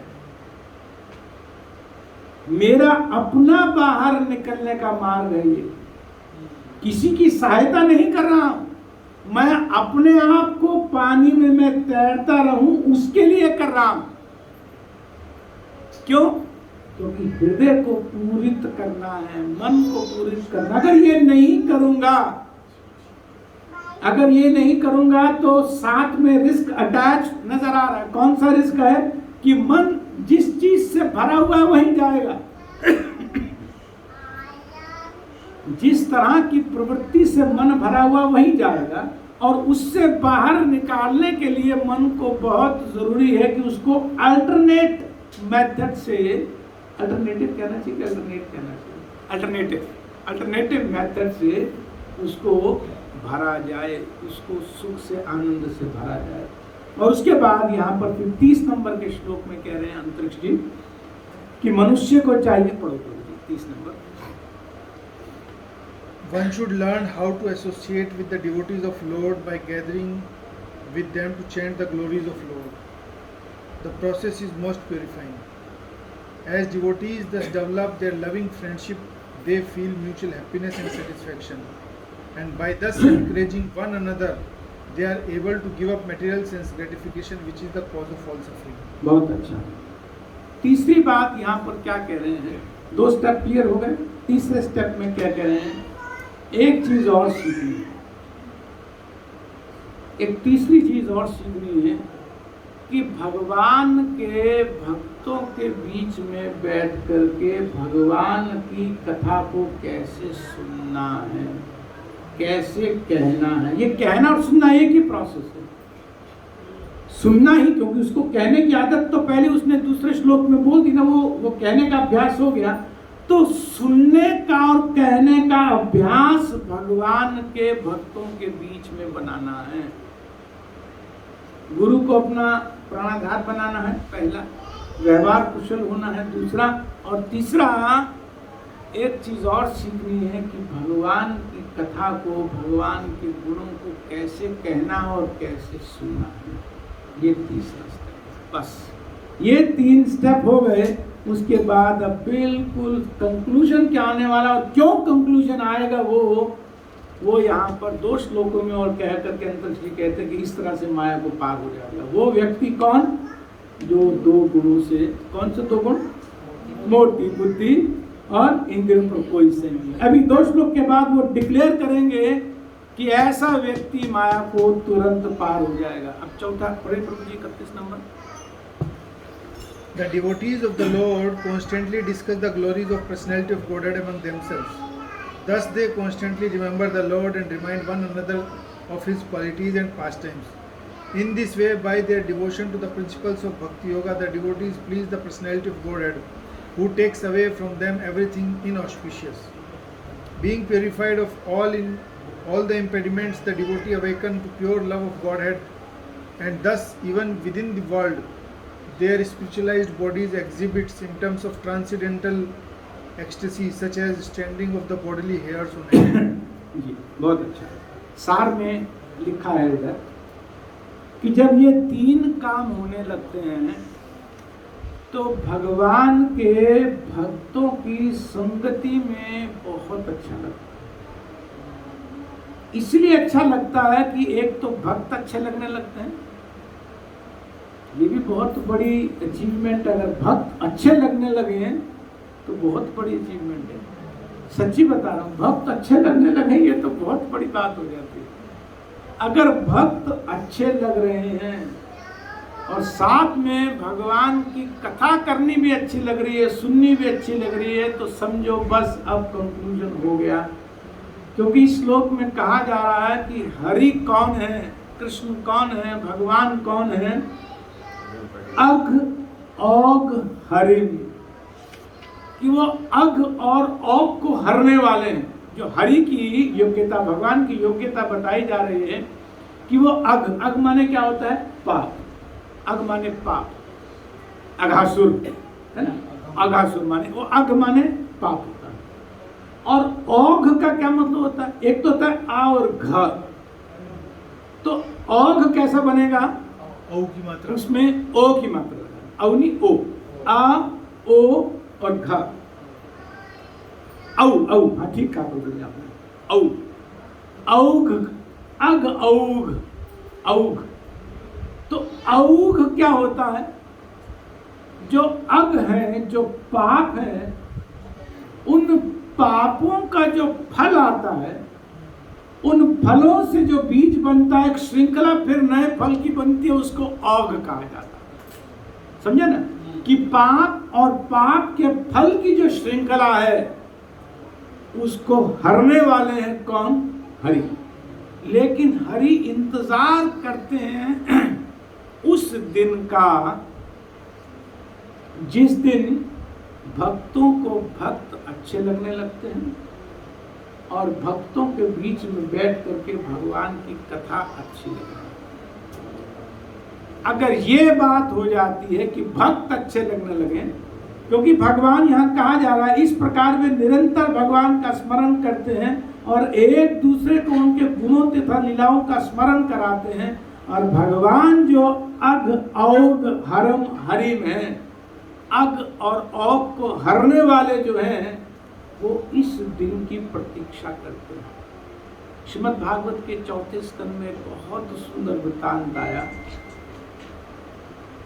ये 6 स्कंद में शायद, एक प्रचेताओं की कथा आती है, सुना आपने? प्रचेता 10 प्रचेता थे, इन्हीं दक्ष से संबंधित है। इन्हीं दक्ष जो उनके पुत्र हैं, 10 पिताओं के एक पुत्र है, नाम है कौन? दक्ष। उन 10 पिताओं की बात की जा रही है। भगवान शिव उनको मिले और भगवान शिव उनको देख करके बहुत प्रसन्न हुए और उनको देख करके भगवान शिव ने कहा कि मैं, उनका नाम सबका प्रचेता है, माने कोई 10 में से किसी का नाम ये नाम वो नाम नहीं। जैसे यहाँ पे 9 योगेंद्र हैं तो किसी का नाम कवि है, किसी का नाम हवि है, किसी का अंतरिक्ष है, किसी का पिप्पलायन है, किसी का कुछ है। लेकिन वहां पर 10 के 10 का ऐसे कॉमन गुण हैं कि उनका नाम भी एक ही है, प्रचेता। तो भगवान शिव वहां पर उनको एक बहुत कल्याण का वर देते हैं कि जैसे तुम 10 एक जैसे जुट होकर के भगवान की भक्ति कर रहे हो, वो 10 मिलकर के तपस्या भगवान को प्रसन्न करने का काम कर रहे थे। तुम्हारी किसी और योग्यता से भगवान प्रसन्न होंगे कि नहीं होंगे, लेकिन इस योग्यता से कि तुम इकट्ठे मिल करके बैठ करके भगवान की चर्चा कर रहे हो, आपस में प्रसन्न होकर के भगवान चर्चा कर रहे हो, इस योग्यता से ही भगवान प्रसन्न हो जाएंगे। तो भगवान जो अघ औघ हरम हरिम है, वो प्रतीक्षा करते हैं वास्तव में कि ये व्यक्ति का, इस भक्त का मन कब इस तरह के भाव में आएगा। ये भक्तों के बीच में सबसे पहला तो भक्तों को देखकर खुश होगा, प्रसन्न होगा, और फिर उसके साथ भगवान की चर्चा करना चाहेगा, स्मरण करना चाहेगा। ये तब तक नहीं होगा जब तक स्टेप नंबर 2 नहीं होगा। स्टेप नंबर 1 बहुत अच्छा है, परफेक्ट है, लेकिन स्टेप नंबर 3 पे पहुंचने के लिए एक अभ्यास बनाना पड़ेगा ना। किस चीज का अभ्यास? व्यवहार कुशलता का अभ्यास बनाना पड़ेगा। और उस व्यवहार कुशलता का रिजल्ट क्या आएगा? क्या रिजल्ट आएगा कि भक्त अच्छे लगने लगते हैं और भक्तों के बीच में बैठ करके भगवान की कथा अच्छी लगने लगती। क्यों? दोनों का ही अभ्यास स्टेप नंबर 2 में हुआ है। स्टेप नंबर 2 कौन सा है? कि व्यवहार कुशल होना। व्यवहार कुशल मतलब बड़ों के साथ कैसे करना बराबर, और छोटों में करुणा कैसे। तो प्रचार करना या बोलना प्रैक्टिस वहां हो रही है, और अच्छे से रिलेट करने की प्रैक्टिस हो रही है। तो रिजल्ट कहां पर आता है? रिजल्ट आता है स्टेप नंबर 3 में, कि भक्त बहुत अच्छे लगने लगते हैं, उनका संग बहुत अच्छे मन में बार बार आता है। सबसे अधिक जो मन चाहता है, वो चाहता है कि मुझे कब दर्शन हो, कब मैं बैठ, चाहे 2 भक्त 4 भक्त बैठ करके बस मौका ढूंढता है। जब वो स्थिति आ जाती है और वहां फिर भगवान की चर्चा होती है, उस दिन अघ औघ हरम हरिम अपना काम कर देते हैं। और वो जब काम हो जाता है तो फिर क्या होता है? प्रभु जी एक बार पढ़िए 32 नंबर का। Having achieved love of Godhead, the devotee sometimes cry out loud, absorbed in thoughts of the infallible Lord. Sometimes they laugh, feel great pleasure, speak out loud to the Lord, dance or sing. Such devotees having transcendental material conditioned life sometimes imitate the unborn Supreme by acting out his pastimes and sometimes achieving his personal audience. They remain peaceful and silent. मैं सार में बता देता हूँ। Step number 2 में क्या क्या हुआ था? मन दूसरे तरह के आनंद से धीरे धीरे रिप्लेनिश होना शुरू हुआ था, ठीक है। और वो जो सारे इस तरह के जो भक्त हैं, क्योंकि अब सबके मन में थोड़ा थोड़ा वो भर रहा है, वो जब आपस में मिल करके जब भगवान की चर्चा करते हैं, भगवान के गुणों की चर्चा करते हैं, तो आपस में जो बांटते हैं, क्या आपस में बांटते हैं? वो एक दूसरे का सुख, एक दूसरे का आनंद। तो आनंद और बढ़ने लगता है, बहुत आनंद वो बढ़ने लगता है। तो उस बढ़े हुए आनंद के उस एनवायरनमेंट को वो फिर दोबारा अट्रैक्ट होते हैं, उस तरफ बार बार अट्रैक्ट होते हैं, उस तरह के एनवायरनमेंट में बार बार जाने के लिए अट्रैक्ट होते हैं। तो इस तरह से जो उनका आपस का आनंद है, दूसरे का आनंद भी बढ़ता है और अपना भी आनंद बढ़ता है। तो वो जो आनंद उनका बढ़ता है, उस भक्ति का जब आनंद बढ़ता है, तो इस तरह से ये श्लोक में लिखा कि वो कई बार वो बाहर रिफ्लेक्ट भी होने लगता है। और फिर अंत में आकर के श्लोक में 33वें श्लोक में बोलते हैं कि इस तरह भक्ति विज्ञान को सीख कर, ये 33वां श्लोक कंक्लूजन बता रहे हैं, कौन? अंतरिक्ष जी कंक्लूजन बता रहे हैं महाराज निमि को, कि इस तरह भक्ति विज्ञान को सीख कर तथा भगवत भक्ति में व्यवहारिक रूप से संलग्न रहकर भक्त भगवत प्रेम की अवस्था को प्राप्त होता है, और भगवान नारायण की पूर्ण भक्ति द्वारा भक्त सरलता से उस माया को पार कर लेता है, जिसे लांग पाना अत्यंत कठिन है। सही में आ गया ना? क्या कह रहे हैं कि इस तरह से भक्ति विज्ञान को सीखकर, तो भक्ति विज्ञान के कितने स्टेप यहाँ पर बताए? 4 स्टेप, 3 प्लस दूसरा 4 भगवान की मर्जी। तो भक्ति विज्ञान के इन स्टेप को सीखकर और उसमें व्यवहारिक रूप से संलग्न होकर, प्रैक्टिकली उसमें एंगेज होकर के वो ऐसी स्थिति को पार कर लेता है जिसमें वो माया को पार कर जाता है। तो इस तरह से अंतरिक्ष जी ने निमि महाराज के इस प्रश्न का उत्तर दिया कि जो मूढ़ है, जो मोटी बुद्धि है, जिसका इंद्रियों पर संयम नहीं है, वो और कुछ करे या ना करे, अगर ये 2-3 काम कर ले तो उसका यही जीवन, वर्तमान जीवन ही धन्य हो जाएगा, माया से पार कर जाएगा। वो इंद्रियों पर संयम नहीं कर पा रहा था, ये उसकी प्रॉब्लम थी, और रिजल्ट क्या आया? माया को पार कर गया। प्रोसेस क्या आया? वो यहाँ पर अंतरिक्ष में लगा। किसी का कोई प्रश्न है, कोई डाउट है? जी प्रभु, आपने फर्स्ट स्टेप बताया कि गुरु को सरेंडर करना है। हाँ। और अजम्पशन ये है कि वो शिष्य अपने इंद्रियों पर कंट्रोल नहीं है। हाँ जी जी। तो जैसे ही गुरु को सरेंडर किया तो गुरु का इंस्ट्रक्शन मानना है। जी बिल्कुल बिल्कुल। गुरु का इंस्ट्रक्शन होगा इंद्रियों को कंट्रोल करो। हाँ तो हाँ, बहुत अच्छा प्रश्न है प्रभु जी आपका, बहुत अच्छा प्रश्न है। इसीलिए वहां ये कहा जा रहा है कि मन जब तक भरा हुआ है उस रस से, गुरु की आज्ञा का पालन करने में भी कमजोर रहेगा वो मन। अगर आप दूसरे श्लोक को एनालाइज करें, क्यों कहा जा रहा है उस स्टेप को भी लेने के लिए? क्योंकि मन के सुख को रिप्लेस भी करना है साथ ही साथ। इसलिए जब व्यवहार कुशल साथ ही साथ होगा तो उसका रिजल्ट सामने आएगा। You are able to relate now? क्योंकि मन जब तक कमजोर है तब तक गुरु की आज्ञाओं का भी पालन अच्छे से नहीं कर पाएगा। और आज्ञा का पालन करने के लिए ये बहुत मन में ध्यान कर लेना चाहिए जब प्रचार करते हुए कि मैं प्रचार करने के लिए प्रचार नहीं कर रहा हूं।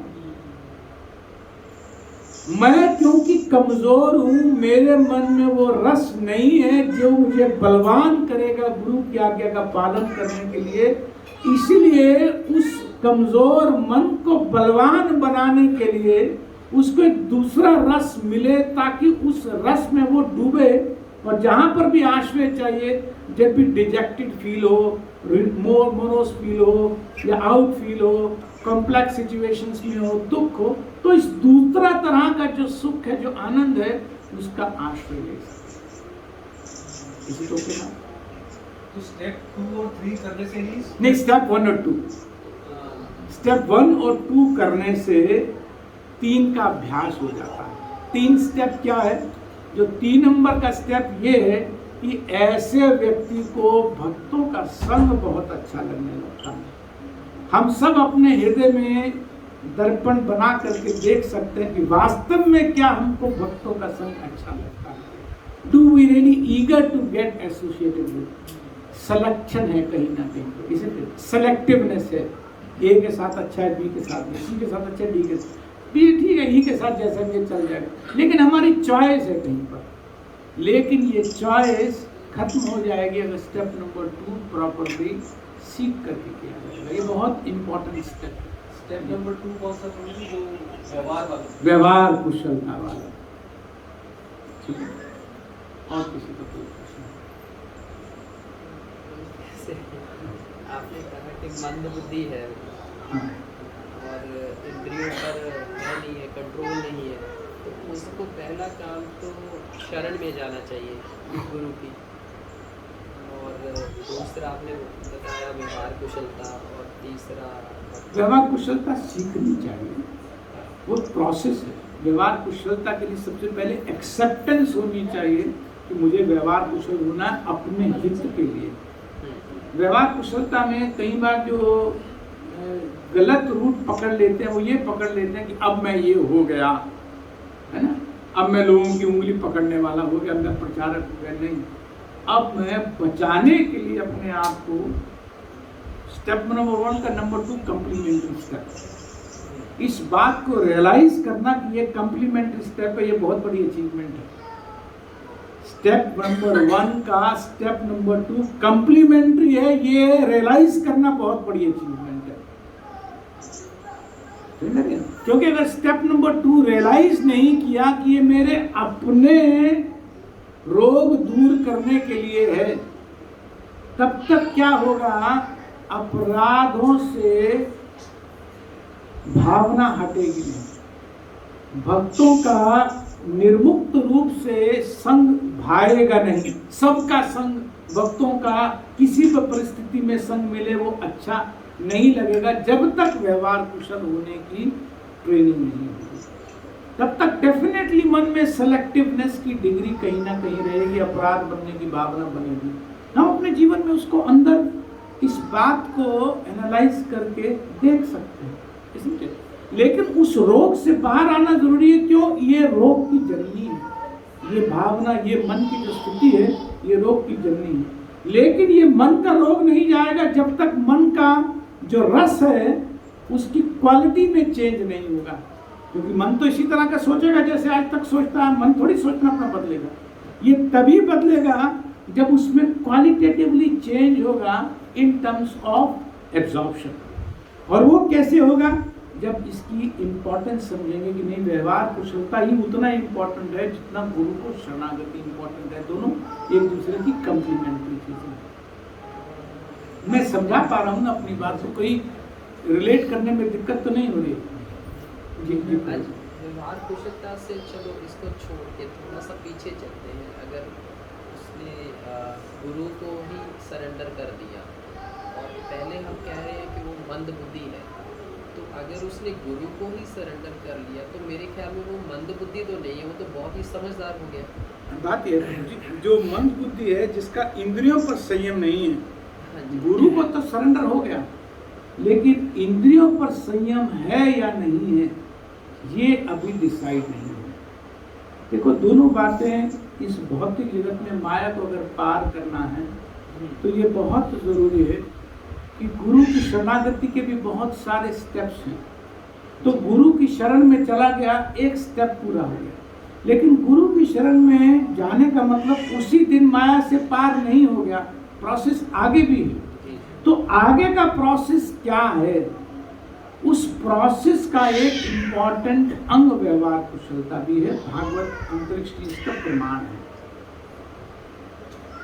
ये व्यवहार कुशलता प्रमाण है। ये व्यवहार कुशलता मन को पूरित करता है। नहीं तो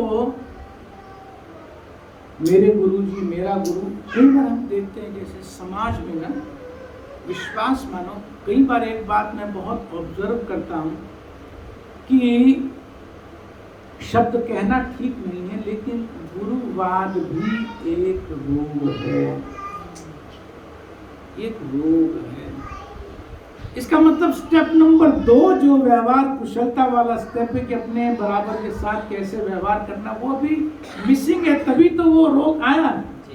तो गुरु की शरणागति में कोई कमी नहीं है। गुरु की इच्छा को पूर्ण करने में कोई कमी नहीं है। उनसे ज्यादा पूरी कर रहे हैं, जितना वो चाह रहे हैं उससे भी अधिक कर रहे हैं। लेकिन that is not and in itself. नहीं तो ये अंतरिक्ष जी ने जो बात कही, ये बात कहने की उनको आवश्यकता नहीं थी। क्यों? उन्होंने 12 श्लोक में कहा, जिसमें से 6-7 में शिष्य के गुण कहे, 1 में गुरु के गुण कहे और 4 में प्रोसेस डिस्कस किया। शरणागति तो करते ही हैं, सब बात करते ही हैं, लेकिन उसके साथ ही साथ जो दूसरे के हैं वो अपने नहीं है। ये भी तो होता, जो दूसरे के अपने नहीं है। ऐसा नहीं है। गुरु तत्व एक होता है, गुरु तत्व अलग नहीं होता है। परसों बलराम जयंती है। बलराम जी वास्तव में गुरु तत्व के आधार है। गुरु व्यक्ति नहीं होता है। गुरु बलराम, भगवान बलराम जी की शक्ति का प्राकट्य मात्र होता है। जो मूल गुरु हैं, जो आदि गुरु हैं, वो बलराम जी भगवान से अभिन्न है। तो गुरु वास्तव में उन्हीं की, जो आदि गुरु हैं बलराम जी, उन्हीं की शक्ति का प्राकट्य है। शास्त्र कहता है नाहि आत्मा बलहीनेन लभ्यते, कि जो बल से हीन है वो आत्मा को प्राप्त नहीं कर सकता। बल से हीन का मतलब क्या? जो गुरु तत्व से हीन है, जो गुरु तत्व को नहीं समझ रहा है, वो आत्मा को प्राप्त नहीं कर सकता, माने वो सेल्फ रियलाइज नहीं हो सकता है। ये जो श्लोक हमने जो स्टेप नंबर 2 बताया, जो एक्चुअली बलहीनेना से दूर होने वाली स्थिति है कि बलहीन कैसे होंगे खत्म, हमारी बल की हीनता कैसे खत्म होगी, कैसे बलवान होंगे, कैसे भक्तों का संग अच्छा लगेगा। भक्तों के संग में जैसे हृदय में सब अपने अपने देख सकते हैं कि वो स्थिति नहीं आई है, चाहे कितना ही समर्पण हो गया, वो स्थिति नहीं आई है कि भक्त बहुत अच्छे लगते हैं। हृदय में सब पता है क्या ये स्थिति आ गई है, आ गई है क्या, कितना ही समर्पण हो गया क्या वो स्थिति आ गई है कि सारे भक्त अच्छे लगते हैं, नहीं अच्छे लगते। इसका मतलब स्टेप नंबर 2 चाहिए ना, क्योंकि भगवान जो अग औग हरम हरिम है उस दिन की प्रतीक्षा कर रहे हैं। स्पष्ट लिखा है, भागवत स्पष्ट प्रमाण है इसका।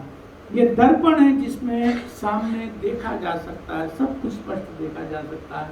ये जो 4 श्लोक हैं ये माया से पार, दुष्टर माया से पार जाने की बहुत सुंदर रीति यहाँ पर, तो इससे कोई इनकार नहीं किया जा सकता है। आर्गुमेंट कर सकते हैं लेकिन मूल तो वहाँ स्थापित है, सिद्धांत तो स्थापित किया है अंतरिक्ष के लिए। और किसी का कोई जो व्यवहार को चलता है इसके बारे में भी कोई दिशा निर्देश दिया गया है क्या, कैसे व्यवहार करना चाहिए, किसके साथ क्या कैसा व्यवहार? बहुत अच्छा आपका प्रश्न है। व्यवहार कुशल वो व्यक्ति होता है जो मध्यम स्तर पर आ जाता है। ये बहुत बड़ी अचीवमेंट है। व्यवहार कुशलता मतलब बहुत ऊंची स्थिति नहीं, एक अधम स्थिति है, माने 3rd क्लास जिसको कनिष्ठ भक्त कहते हैं, फिर मध्यम लेवल जो व्यवहार कुशल लेवल है, और उसके बाद फिर एक्सपर्ट लेवल जो हमने 32वें लास्ट वाले श्लोक 31 में कि वो बस आनंद में फिर रहता। तो ये जो व्यवहार कुशलता है वो बताई गई कि 4 तरह का आचरण में स्वभाव बनना चाहिए। ईश्वरात् अधीनेषु बालेषु द्विषस्तु यत् प्रेम मैत्री कृपा उपेक्षा या करोति सा मध्यमा, कि 4 तरह के एनवायरनमेंट में कैटेगरी के लोगों के साथ 4 तरह का अलग अलग व्यवहार है। बड़ों के साथ अलग व्यवहार है, भगवान या बड़ों के प्रति अपने समान के प्रति अलग व्यवहार है, छोटों के प्रति अलग, और जिनका द्वेष जो ईर्ष्या वाले उनके प्रति अलग व्यवहार है। तो ये असेंशियल क्वालिटी है। मान लो किसी को अगर 3rd फ्लोर पर पहुंचना है, अभी वो ग्राउंड पर है या 1st पर आ गया, तो 2nd पर जाना पड़ेगा ना उसको। तो मध्यम अधिकारी बनकर ही उत्तम अधिकारी, 2nd क्लास बनकर ही 3rd क्लास बनेंगे। जो भी 3rd क्लास है, कनिष्ठ भक्त है, जब तक वो व्यवहार कुशल नहीं होगा तब तक वो उत्तम भक्त नहीं बन सकता है। तो व्यवहार कुशल होने का मतलब मध्यम अधिकारी सर्टिफाई हो रहा है कि वो स्टेप पर पहुंच रहा है। तो ये 3 श्लोक कहे, उस कनिष्ठ भक्त को उठाया, 2 श्लोक में लाए मध्यम अधिकारी के स्तर पर, गुरु को शरणागत किया और व्यवहार कुशल हुआ। जैसे ही व्यवहार कुशल हुआ वो मध्यम लेवल पर आने लगता है। तो मध्यम से उत्तम की जो यात्रा है वो भक्त जब अच्छे लगने लगते हैं, उनके बीच में भगवान की कथा अच्छे लगने लगती है, तो अपने आप मध्यम से उत्तम का स्तर आ जाता है। लेकिन वो नहीं होगा, कदापि नहीं होगा, जब तक व्यवहार कुशलता में समान भक्तों के साथ व्यवहार करने की ढंग से मन में यह प्रवृत्ति नहीं आएगी कि मैं अपने उद्धार के लिए ये काम करना चाह रहा हूँ।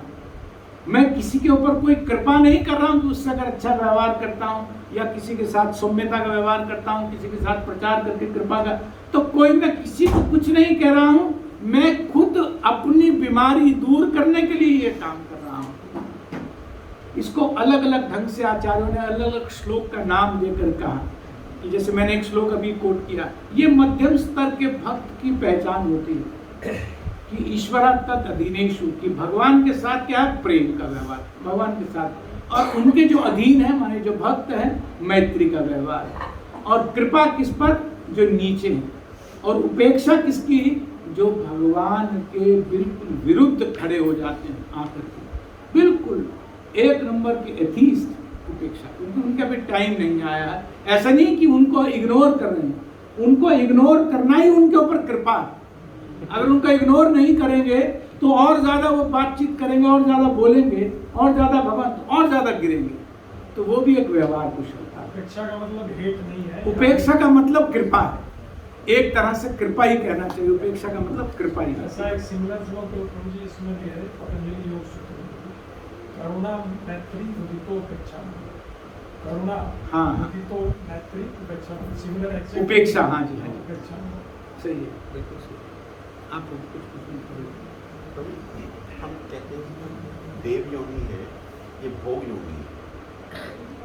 और हम अपना पर्सनल जब रियलाइज करते हैं कि जब हमारे मन में कोई डर होता है, जिस स्थिति में मतलब अगर जिस स्थिति में मैं हूँ, अगर उस वक्त मेरी स्थिति किसी डर की है, उस वक्त मेरा भोग करने की इच्छा नहीं होती। मतलब जब डर मेरे मन से हट जाता है, जब मुझे लगता है कि नहीं कुछ नहीं है, भोग में उस स्थिति में एंजॉय कर पाता हूँ। तो अगर देवताओं को डर हर वक्त इस बात का लगा रहता है कि हमारे पुण्य जब कब खत्म होंगे, तो वो भोग कभी कर ही नहीं पाएंगे अगर डर है। क्योंकि ये दोनों मुझे कंट्रास्टिंग नजर आते हैं, डर और भोग एक साथ एग्जिस्ट करते हुए, कम से कम पर्सनली तो बहुत अच्छा प्रश्न हो गया आपको, बहुत अच्छा प्रश्न है।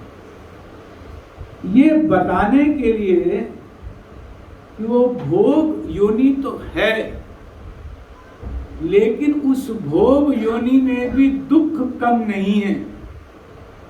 नीचे वाली भी तो भोग योनियां हैं, मनुष्य के अतिरिक्त पशु की भी तो भोग योनि है।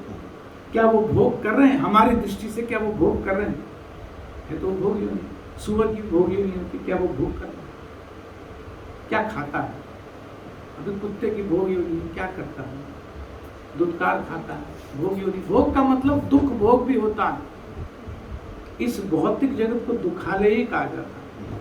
तो चाहे वो पुण्य कर्म के कारण उसका एनवायरनमेंट ऐसा हो गया हो, लेकिन जेल में चाहे कोई सोने की जेल में रहे, सोचे कि मैं वहाँ भोग कर लूँगा, वो तो जो 3rd क्लास वाली में तो भोग मिलता नहीं, मैं इसमें भोग कर लूँगा। After all the environment, the conditions are of prison only. वो जो गवर्निंग कंडीशन है वो तो बदलेंगे नहीं, सिर्फ बाहर से थोड़ा सा देखने में चेंज हो गया, लेकिन गवर्निंग कंडीशन जो प्रिंसिपल कंडीशन है वो तो सेम। सेकेंडरी कंडीशन में थोड़ा चेंज, लेकिन प्रिंसिपल कंडीशन तो वही रह रही, इसलिए नहीं करते। तो ये तो छोटे जी। प्रश्न तो वैसे बड़ा है, मुझे लगता है कि काफ़ी लंबा है। गुरु तत्व के बारे में थोड़ा सा अगर गागर में सागर थोड़ा सा बता दीजिए संक्षेप। कुछ वाक्य बोल रहा हूँ, उन वाक्यों को आप खुद मन में रख करके एनालाइज करें। गुरु व्यक्ति नहीं होता है, पहले इसको समझ लीजिए। गुरु व्यक्ति नहीं होता है, इसका मतलब नहीं कि वो भगवान होता है। गुरु व्यक्ति का मतलब कि गुरु में जो हम गुरुत्व की जो शक्ति देख रहे हैं, गुरु मतलब हैवी, गुरु माने हैवी। गुरु का जो शाब्दिक अर्थ है भारी होता है, उसको गुरु कहा जाता है। अगर हम गुरु करें कि इसका अगर प्रायवाची शब्द क्या है तो उसका मतलब भारी, हैवी। और किससे हैवी? भगवान की भक्ति से हैवी, शास्त्र के ज्ञान से, शास्त्र के आत्म संयोजन से हैवी होता है। ठीक है, तो वो कोई व्यक्ति नहीं होता। व्यक्ति नहीं होता तो क्या होता है? वो तत्व होता है। तत्व का मतलब क्या होता है कि भगवान बलराम अपनी कृपा को प्रकट करते हैं किसी व्यक्ति में। तो वो जो भगवान बलराम है वो आदि गुरु है। वो आदि गुरु जिस व्यक्ति में प्रकट होकर के अपनी आदि गुरुता को प्रकट करते हैं, उस व्यक्ति को गुरु कहा जाता है। तो उस व्यक्ति में जो भगवान बलराम की शक्ति का प्राकट्य हुआ है वो गुरु तत्व है, वही उसको अन्यों से भिन्न कर रहा है। अब गुरु ए, गुरु बी, गुरु सी, गुरु डी, जेड तक 26 गुरु हैं।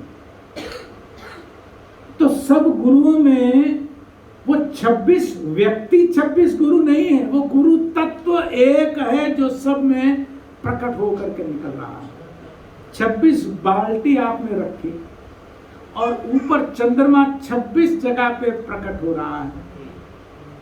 एक बहुत अच्छी बाल्टी है, एक चांदी की बाल्टी है, एक प्लास्टिक की, एक लोहे की, अलग अलग साइज की बाल्टी है। तो वो बाल्टियों में चांद जो रिफ्लेक्ट हो रहा है, उसकी जो प्रकट हो रहा है, वो बाल्टियों में कोई डिफरेंस नहीं है। एक्चुअली जो प्रकट हो रहा है उसके कारण वो कॉमननेस है।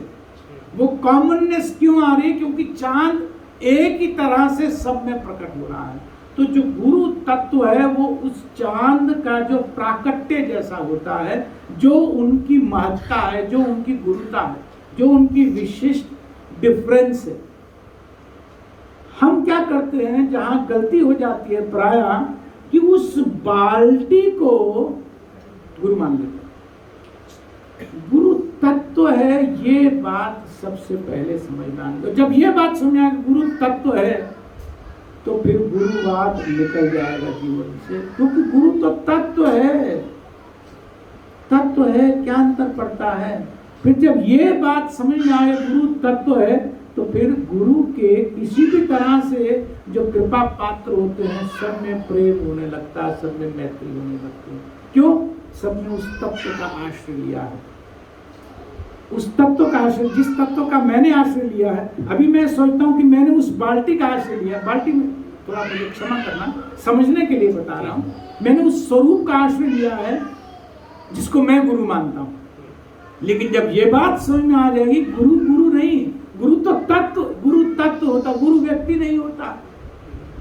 तो जो अन्य आश्रित जन है उसी तत्व के, वो अपने आप रुचिकर लगने लगते हैं, अच्छे लगने लगते हैं, उनका संग अच्छा लगने लगता है। और यही बात सिखाने के लिए ये व्यवहार कुशलता वाला स्टेप बीच में डाला गया। नहीं तो गुरु को शरणागति है, अपराध खूब हो रहा है, ये दोनों पैरेलल चलते रहेंगे। शरणागति भी चलती रहेगी, वैष्णव अपराध भी चलता रहेगा।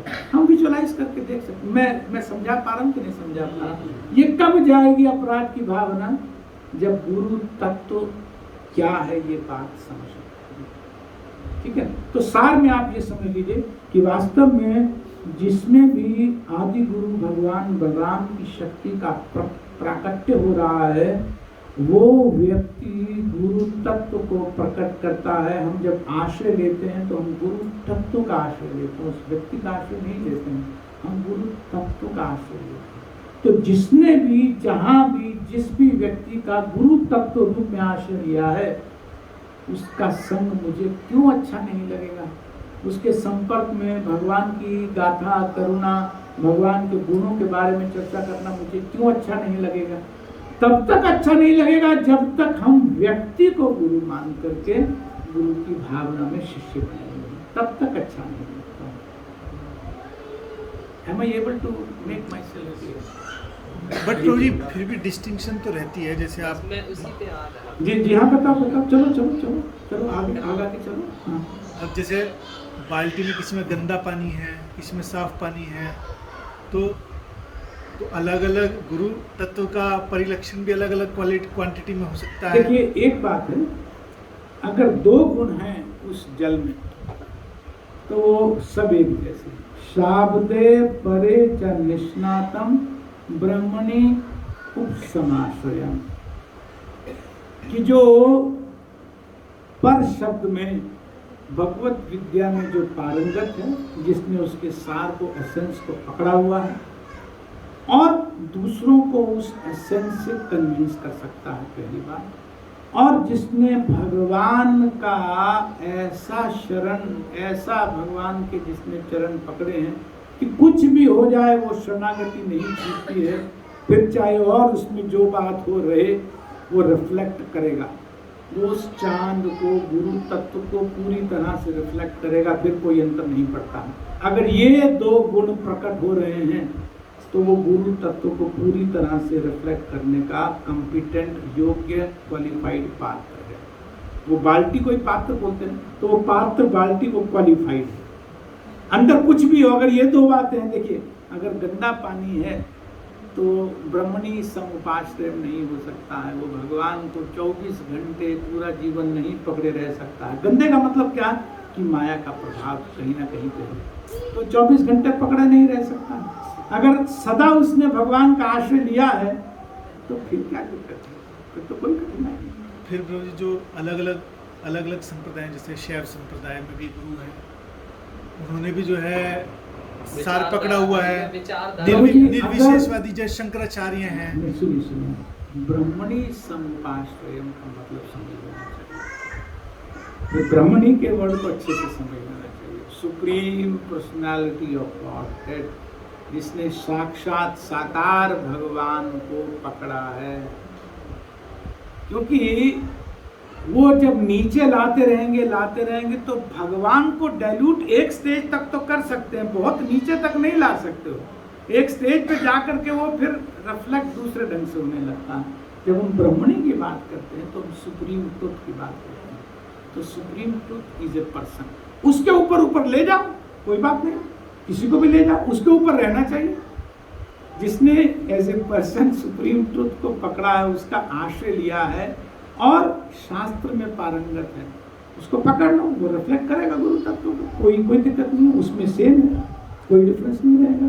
फिर प्रभु जी ये भी ये साकार को भी अगर कर रखा है प्रभु जी, चलो वो भी मान लेते हैं, साकार को कर रखा है और उसके ऊपर हम चलते हैं, है ना, तो वहाँ पे भी विचारधारा में अंतर आ जाता है। मैं बड़ी स्थूल सी आपको उदाहरण दे देता हूँ कि एक मान लीजिए संप्रदाय जहाँ नहीं, एक सेकंड पहले मैं आपकी बात को ना काट रहा हूँ, पहले फिर आपकी बात सुनो। प्रश्न क्या था? नहीं, प्रश्न कहाँ था? मूल प्रश्न क्या था? जो हम मूर्ख लोग हैं, मोटी बुद्धि के, और जिन्हें अपनी इंद्रियों पे संयम नहीं है, वो कैसे माया से पार होंगे? वो कैसे माया को पार कर सकते हैं, ये प्रश्न का उत्तर दिया जा रहा है। तो इस प्रश्न को सामने रखें कि वो माया को पार करने का प्रश्न है। वो तो प्रभु जी हम आपके यहाँ पर आने का फायदा ले रहे हैं, वो तो ठीक बात है, वो बात तो सही नहीं, मतलब आप कई बार मुझे ऐसा ना आभास हो कि आप उस प्रश्न से हट गए। माया को पार करने का प्रश्न है। अब जो अल्टीमेट सुप्रीम पर्सनैलिटी को कैसे सरेंडर किया जाएगा, उसका सब्जेक्ट दूसरा है, उसका रूट दूसरा है, उसके स्टेप्स दूसरे हैं, उसके पॉइंट्स दूसरे हैं। माया को पार कैसे किया जाएगा? माया से पार होकर ही आनंद की स्थिति आती है। तो वो आनंद की स्थिति को फर्दर उसमें और प्रश्न आएंगे, लेकिन इस प्रश्न का उत्तर बहुत सीधा है प्रभु जी। वो माया को तो पार कर जाएगा। अगर कोई पर्सनल फॉर्म में है तो माया को तो अतीत होकर के आनंद सागर में तो डूब जाएगा। अब आप अपने प्रश्न बताइए। हाँ, वो तो ठीक बात है, पर फिर भी विचारधारा के अंदर अंतर, मैं वो बात नहीं कर रहा हूँ जो पहले प्रश्न था पहले, पर वो विचारधारा के अंदर अंतर आ जाता है। जैसे ठीक है, वो भगवान को भी सरेंडर्ड है, साकार रूप को भी है, परंतु मान लीजिए विचारधारा कि वो एकादशी नहीं करते हैं और इधर एकादशी हो रही है, और आपने अभी यहाँ पे कहा कि उनका संग करना चाहिए। जब आप उनका संग करेंगे तो फिर आप कहीं ना कहीं आपके अंदर वो आएगा द्वंद, तो आप संग नहीं कर पाएंगे, जहाँ फंस जाएंगे बीच में जाकर। देखो, एक होता है तो उसमें क्योंकि कोमल श्रद्धा भी तो फिर हिलती है ना, ज्यादातर कोमल श्रद्धा है वो हिलेगी आपकी। ऐसा है, देखिए, एक होता है प्रिंसिपल सिद्धांत, एक होता है डिटेल्स। ठीक है, बजाय डिटेल्स में हम बहुत ज्यादा फंसे। सिद्धांत को पहले स्वीकार करें। सिद्धांत में जो सबसे इंपॉर्टेंट है वो स्टेप नंबर 2 है, उसमें तो कोई परेशानी नहीं है। अगर स्टेप नंबर 2 होगा सही, अगर स्टेप नंबर 2 इम्प्लीमेंट हो रहा होगा तो इसका नेचुरल रिजल्ट आएगा स्टेप नंबर 3। उन्होंने कहीं पर ये नहीं कहा कि किसी ऐसे भक्त के प्रति हो जाएगा, दूसरे के प्रति अच्छा नहीं, यूनिफॉर्मली, क्योंकि व्यवहार कुशलता आ जाती है तो उस टेस्ट को, उस आनंद को फील किया जा सकता है, डिस्पाइट की डिटेल्स कहीं ऊपर नीचे भी जा रही हैं। अगर सिद्धांत रूप में प्रिंसिपल को समझ गया, इम्प्लीमेंट करने की उसमें अगर मन बन गया कि नहीं इसको इम्प्लीमेंट करना है क्योंकि ये मेरे अपने उद्धार के लिए है, ये मेरे अपने जो फसावट को दूर करने के लिए है, तो आगे का रास्ता तो स्टेप्स दिखाएंगे हमें, आपको क्या उसको बात करना है। जैसे अभी मान लो मेरे भी नेत्र नहीं है, आपके भी नेत्र नहीं है, लेकिन किसी ने आकर के यहाँ पर अंतरिक्ष जी ने नेत्र दे दिया, अब चलते हैं दोनों, आप भी पकड़ो में चलते हैं पीछे पीछे, आगे का नजर आ जाएगा हमको। और डेफिनेटली अगर ये कहा जाता है कि भागवत अगर अमल प्रमाण है, तो ये जो डिटेल्स हैं, इन डिटेल्स में फिर मन उतना ठहरेगा नहीं। जब मन प्रिंसिपल में ठहरने लगता है, जब मन सिद्धांत में ठहरने लगता है, तो डिटेल्स को नज़रअंदाज करना बहुत अच्छा लगता है, बहुत सुखकारी लगता है, बहुत सरल हो जाता है। तो मतलब सिद्धांत को अपने को पकड़े रखें और जो संग हमने करना है वो करके मेरी कुछ याद आ रही है चीज़ें। तो हाँ, एक हाँ। बार कुछ ऐसा हुआ तो गुरुदेव का उनके बड़ा प्रेम है उनके साथ में, तो उन्होंने कथा वो सुनी तो उन्होंने कहा कि भी महाराज जी प्रतिदिन वो लेते हैं जगन्नाथ जी का चावल लेते हैं। हाँ। तो गुरुदेव कहते हैं मुझे तो बहुत अच्छी लगी ये चीज़, तो मैं भी किया करूँगा। तो साथ में किसी ने कोई माता जी बैठे थे, उन्होंने कहा कि वो एकादशी वाले दिन भी लेते हैं। गुरुदेव कहते हैं मैं तो नहीं करूँगा। तो वहाँ पे मुझे ऐसा लगा कि वो अपने सिद्धांत के पक्के हैं। हाँ। अपने सिद्धांत उन्होंने पकड़ के रखा, पर उनके जो आपने दूसरा कहा कि व्यवहार की बात करनी चाहिए, उसमें उनके अंदर कोई अंतर नहीं आया। जी, जी, जी। वो आगे वैसा ही चलता रहा। कोई तरह की तो भावना उसको नहीं हाँ जी, आती, थोड़ा सा नहीं आती। जानना वो नजरअंदाज करने की एक जो कला है वो आ जाती है, डेवलप हो जाती है। ठीक है तो जी मेरा एक छोटा सा जी, जी, स्टेप प्लीज। 1 को लेकर। जी। स्टेप 1 बहुत ही क्रूशियल है क्योंकि स्टेप 2 हाँ, स्टेप 1 बहुत क्रूशियल है। तो स्टेप 1 जब हम स्टार्ट करते हैं तो हम एक डिजीज कंडीशन में हम खुद ही एक डिजीज में हैं उस वक्त। तो जो व्यवहार कुशलता का स्टेप हमें पार करना है जी। उसका क्या वहाँ उस स्टेप को पार करने का सिर्फ एक ट्रायल एंड एरर और प्रैक्टिस ही मेथड है, क्योंकि उसी में डेकेड्स लग जाते हैं व्यवहार कुशलता करते करते करते करते। स्टेप 2 तो कब आएगा? स्टेप 1 को क्या जल्दी कर पाने का भी कोई तरीका है या वो बस देखिए, प्रैक्टिस से ही होता है? स्टेप 1 है कि गुरु को समर्पण करना है। गुरु को समर्पण करने का मतलब ये है, आपने कहा कि अगर कोई डिजीज्ड कंडीशन में है तो वो स्टेप 1 कैसे करेगा। हॉस्पिटल में स्वस्थ व्यक्ति तो एडमिट नहीं होते हैं ना जाकर के। मैं बिल्कुल फिट हूँ, मैं भी जाऊँगा, मुझे एडमिट कर लो, ये भी ठीक है, ये भी ठीक है, बीपी भी ठीक है, सब ठीक है, क्या है नहीं, मुझे एडमिट कर लो आप, मैं इस समय में इंटाइटल नहीं। अगर डिजीज्ड कंडीशन में ही तो मैंने हॉस्पिटल में जाना है ना। If we recognise that we are in disease condition, we are qualified to take the first step. We are absolute perfect candidate for taking up the first step. तो व्यवहार कुशलता तो सेकंड स्टेप है। तो पहला स्टेप है कि अगर मैं डिजीज्ड कंडीशन में हूं तो I am the candidate, I am the right candidate. Hospital में वही व्यक्ति जाएगा जो बीमार है। तो that's an initiation. That's initiate करना माने क्या? प्रोसेस को बिगिन करना। हॉस्पिटल में गया, ओपीडी में गया, ओपीडी में इमरजेंसी ने आगे भेजी, प्रोसेस इनिशिएट हो गया। तो दैट इज प्रोसेस। तो परफेक्ट कैंडिडेट है। उसमें डिले करना है, उसमें 10 साल क्यों लगने चाहिए? नहीं, मैं एक्चुअली स्टेप गलत कह दिया मैं स्टेप 2 के लिए कह रहा हूँ। हाँ। व्यवहार कुशलता वाला जो व्यवहार कुशलता है, डेफिनेटली इसलिए यहाँ लिखा कि व्यवहार कुशलता सीखना चाहिए। ये प्रोसेस लर्निंग का प्रोसेस है। और कैसे सीखते हैं? जब इसके बारे में सुनते हैं, बार बार सुनते हैं और इसको विश्लेषण एनालिसिस के साथ सुनते हैं और इस बात को रियलाइज करते हैं, अंडरस्टैंड करते हैं, अप्रिशिएट करते हैं कि हमारी नेसेसिटी है। ये हम किसी के ऊपर कृपा नहीं कर रहे हैं, हमारी अपनी नेसेसिटी के लिए ये जरूरी। क्योंकि जो पहला स्टेप किया वो इनकम्प्लीट रह जाएगा, दूसरा करने से वो कम्प्लीमेंट्री बनता है, उसको बल मिलता है, तो फिर जल्दी होने लगता है। जिस भी चीज़ की नेसेसिटी फील हो जाती है वो चीज़ करना आसान हो जाता है। इसीलिए अगर कोई चीज़ हमें लगे नहीं ये तो वास्तव में बहुत जरूरी, समझ में आ जाए, तो पहला स्टेप उसके बारे में विचार करना। भागवत क्यों दी गई है, इन लोगों ने आपस में क्यों चर्चा की, चर्चा व्यास जी ने क्यों हमारे आचार्यों ने क्यों इसको ट्रांसलेट, ताकि हम इसको बैठ करके चर्चा करें, इसके बारे में सुने, समझें, इस प्रोसेस को डीपली एनालाइज करें और जहाँ जहाँ पर जो लगता है कि करेक्टिव एक्शन उसको लें। फिर क्यों टाइम लगेगा? हाँ, कुछ समय लग सकता है क्योंकि बहुत समय से ये बीमारी चल रही है, लेकिन जब ये समझ में आ जाएगा नहीं दवा लेने से मेरा रोग दूर हो जाएगा, तो मैं दवा तो लूँगा, है ना। तो मैं प्रयास तो करूँगा, जैसे व्यवहार कुशलता के लिए कुछ स्टेप्स करने हैं, प्रयास करूँगा, तो प्रयास करूँगा तो धीरे धीरे करके वो जो रस जब बदलने लगता है, देखो जो टर्निंग पॉइंट है वो रस से आएगा। वो रस क्या है कि जो मन में भरा हुआ है वो जब दूसरी चीज आकर के भरेगा तो एक automatically natural self driven process govern होने लगेगा वहां से। मैं बता पा रहा हूं ना अपने आप को, वो जो सेल्फ ड्रिवन प्रोसेस है ना, वो सेल्फ ड्रिवन प्रोसेस एडॉप्ट हो जाए, उसके लिए स्टेप नंबर 2 लेना जरूरी है। ठीक है। प्रभु जी आपने बताया था कि जो आपको आता है वो आसानी से सिखा सकते हो। जो आपको गुरु की योग्यता है, हाँ, मतलब जो गुरु की योग्यता है। नहीं।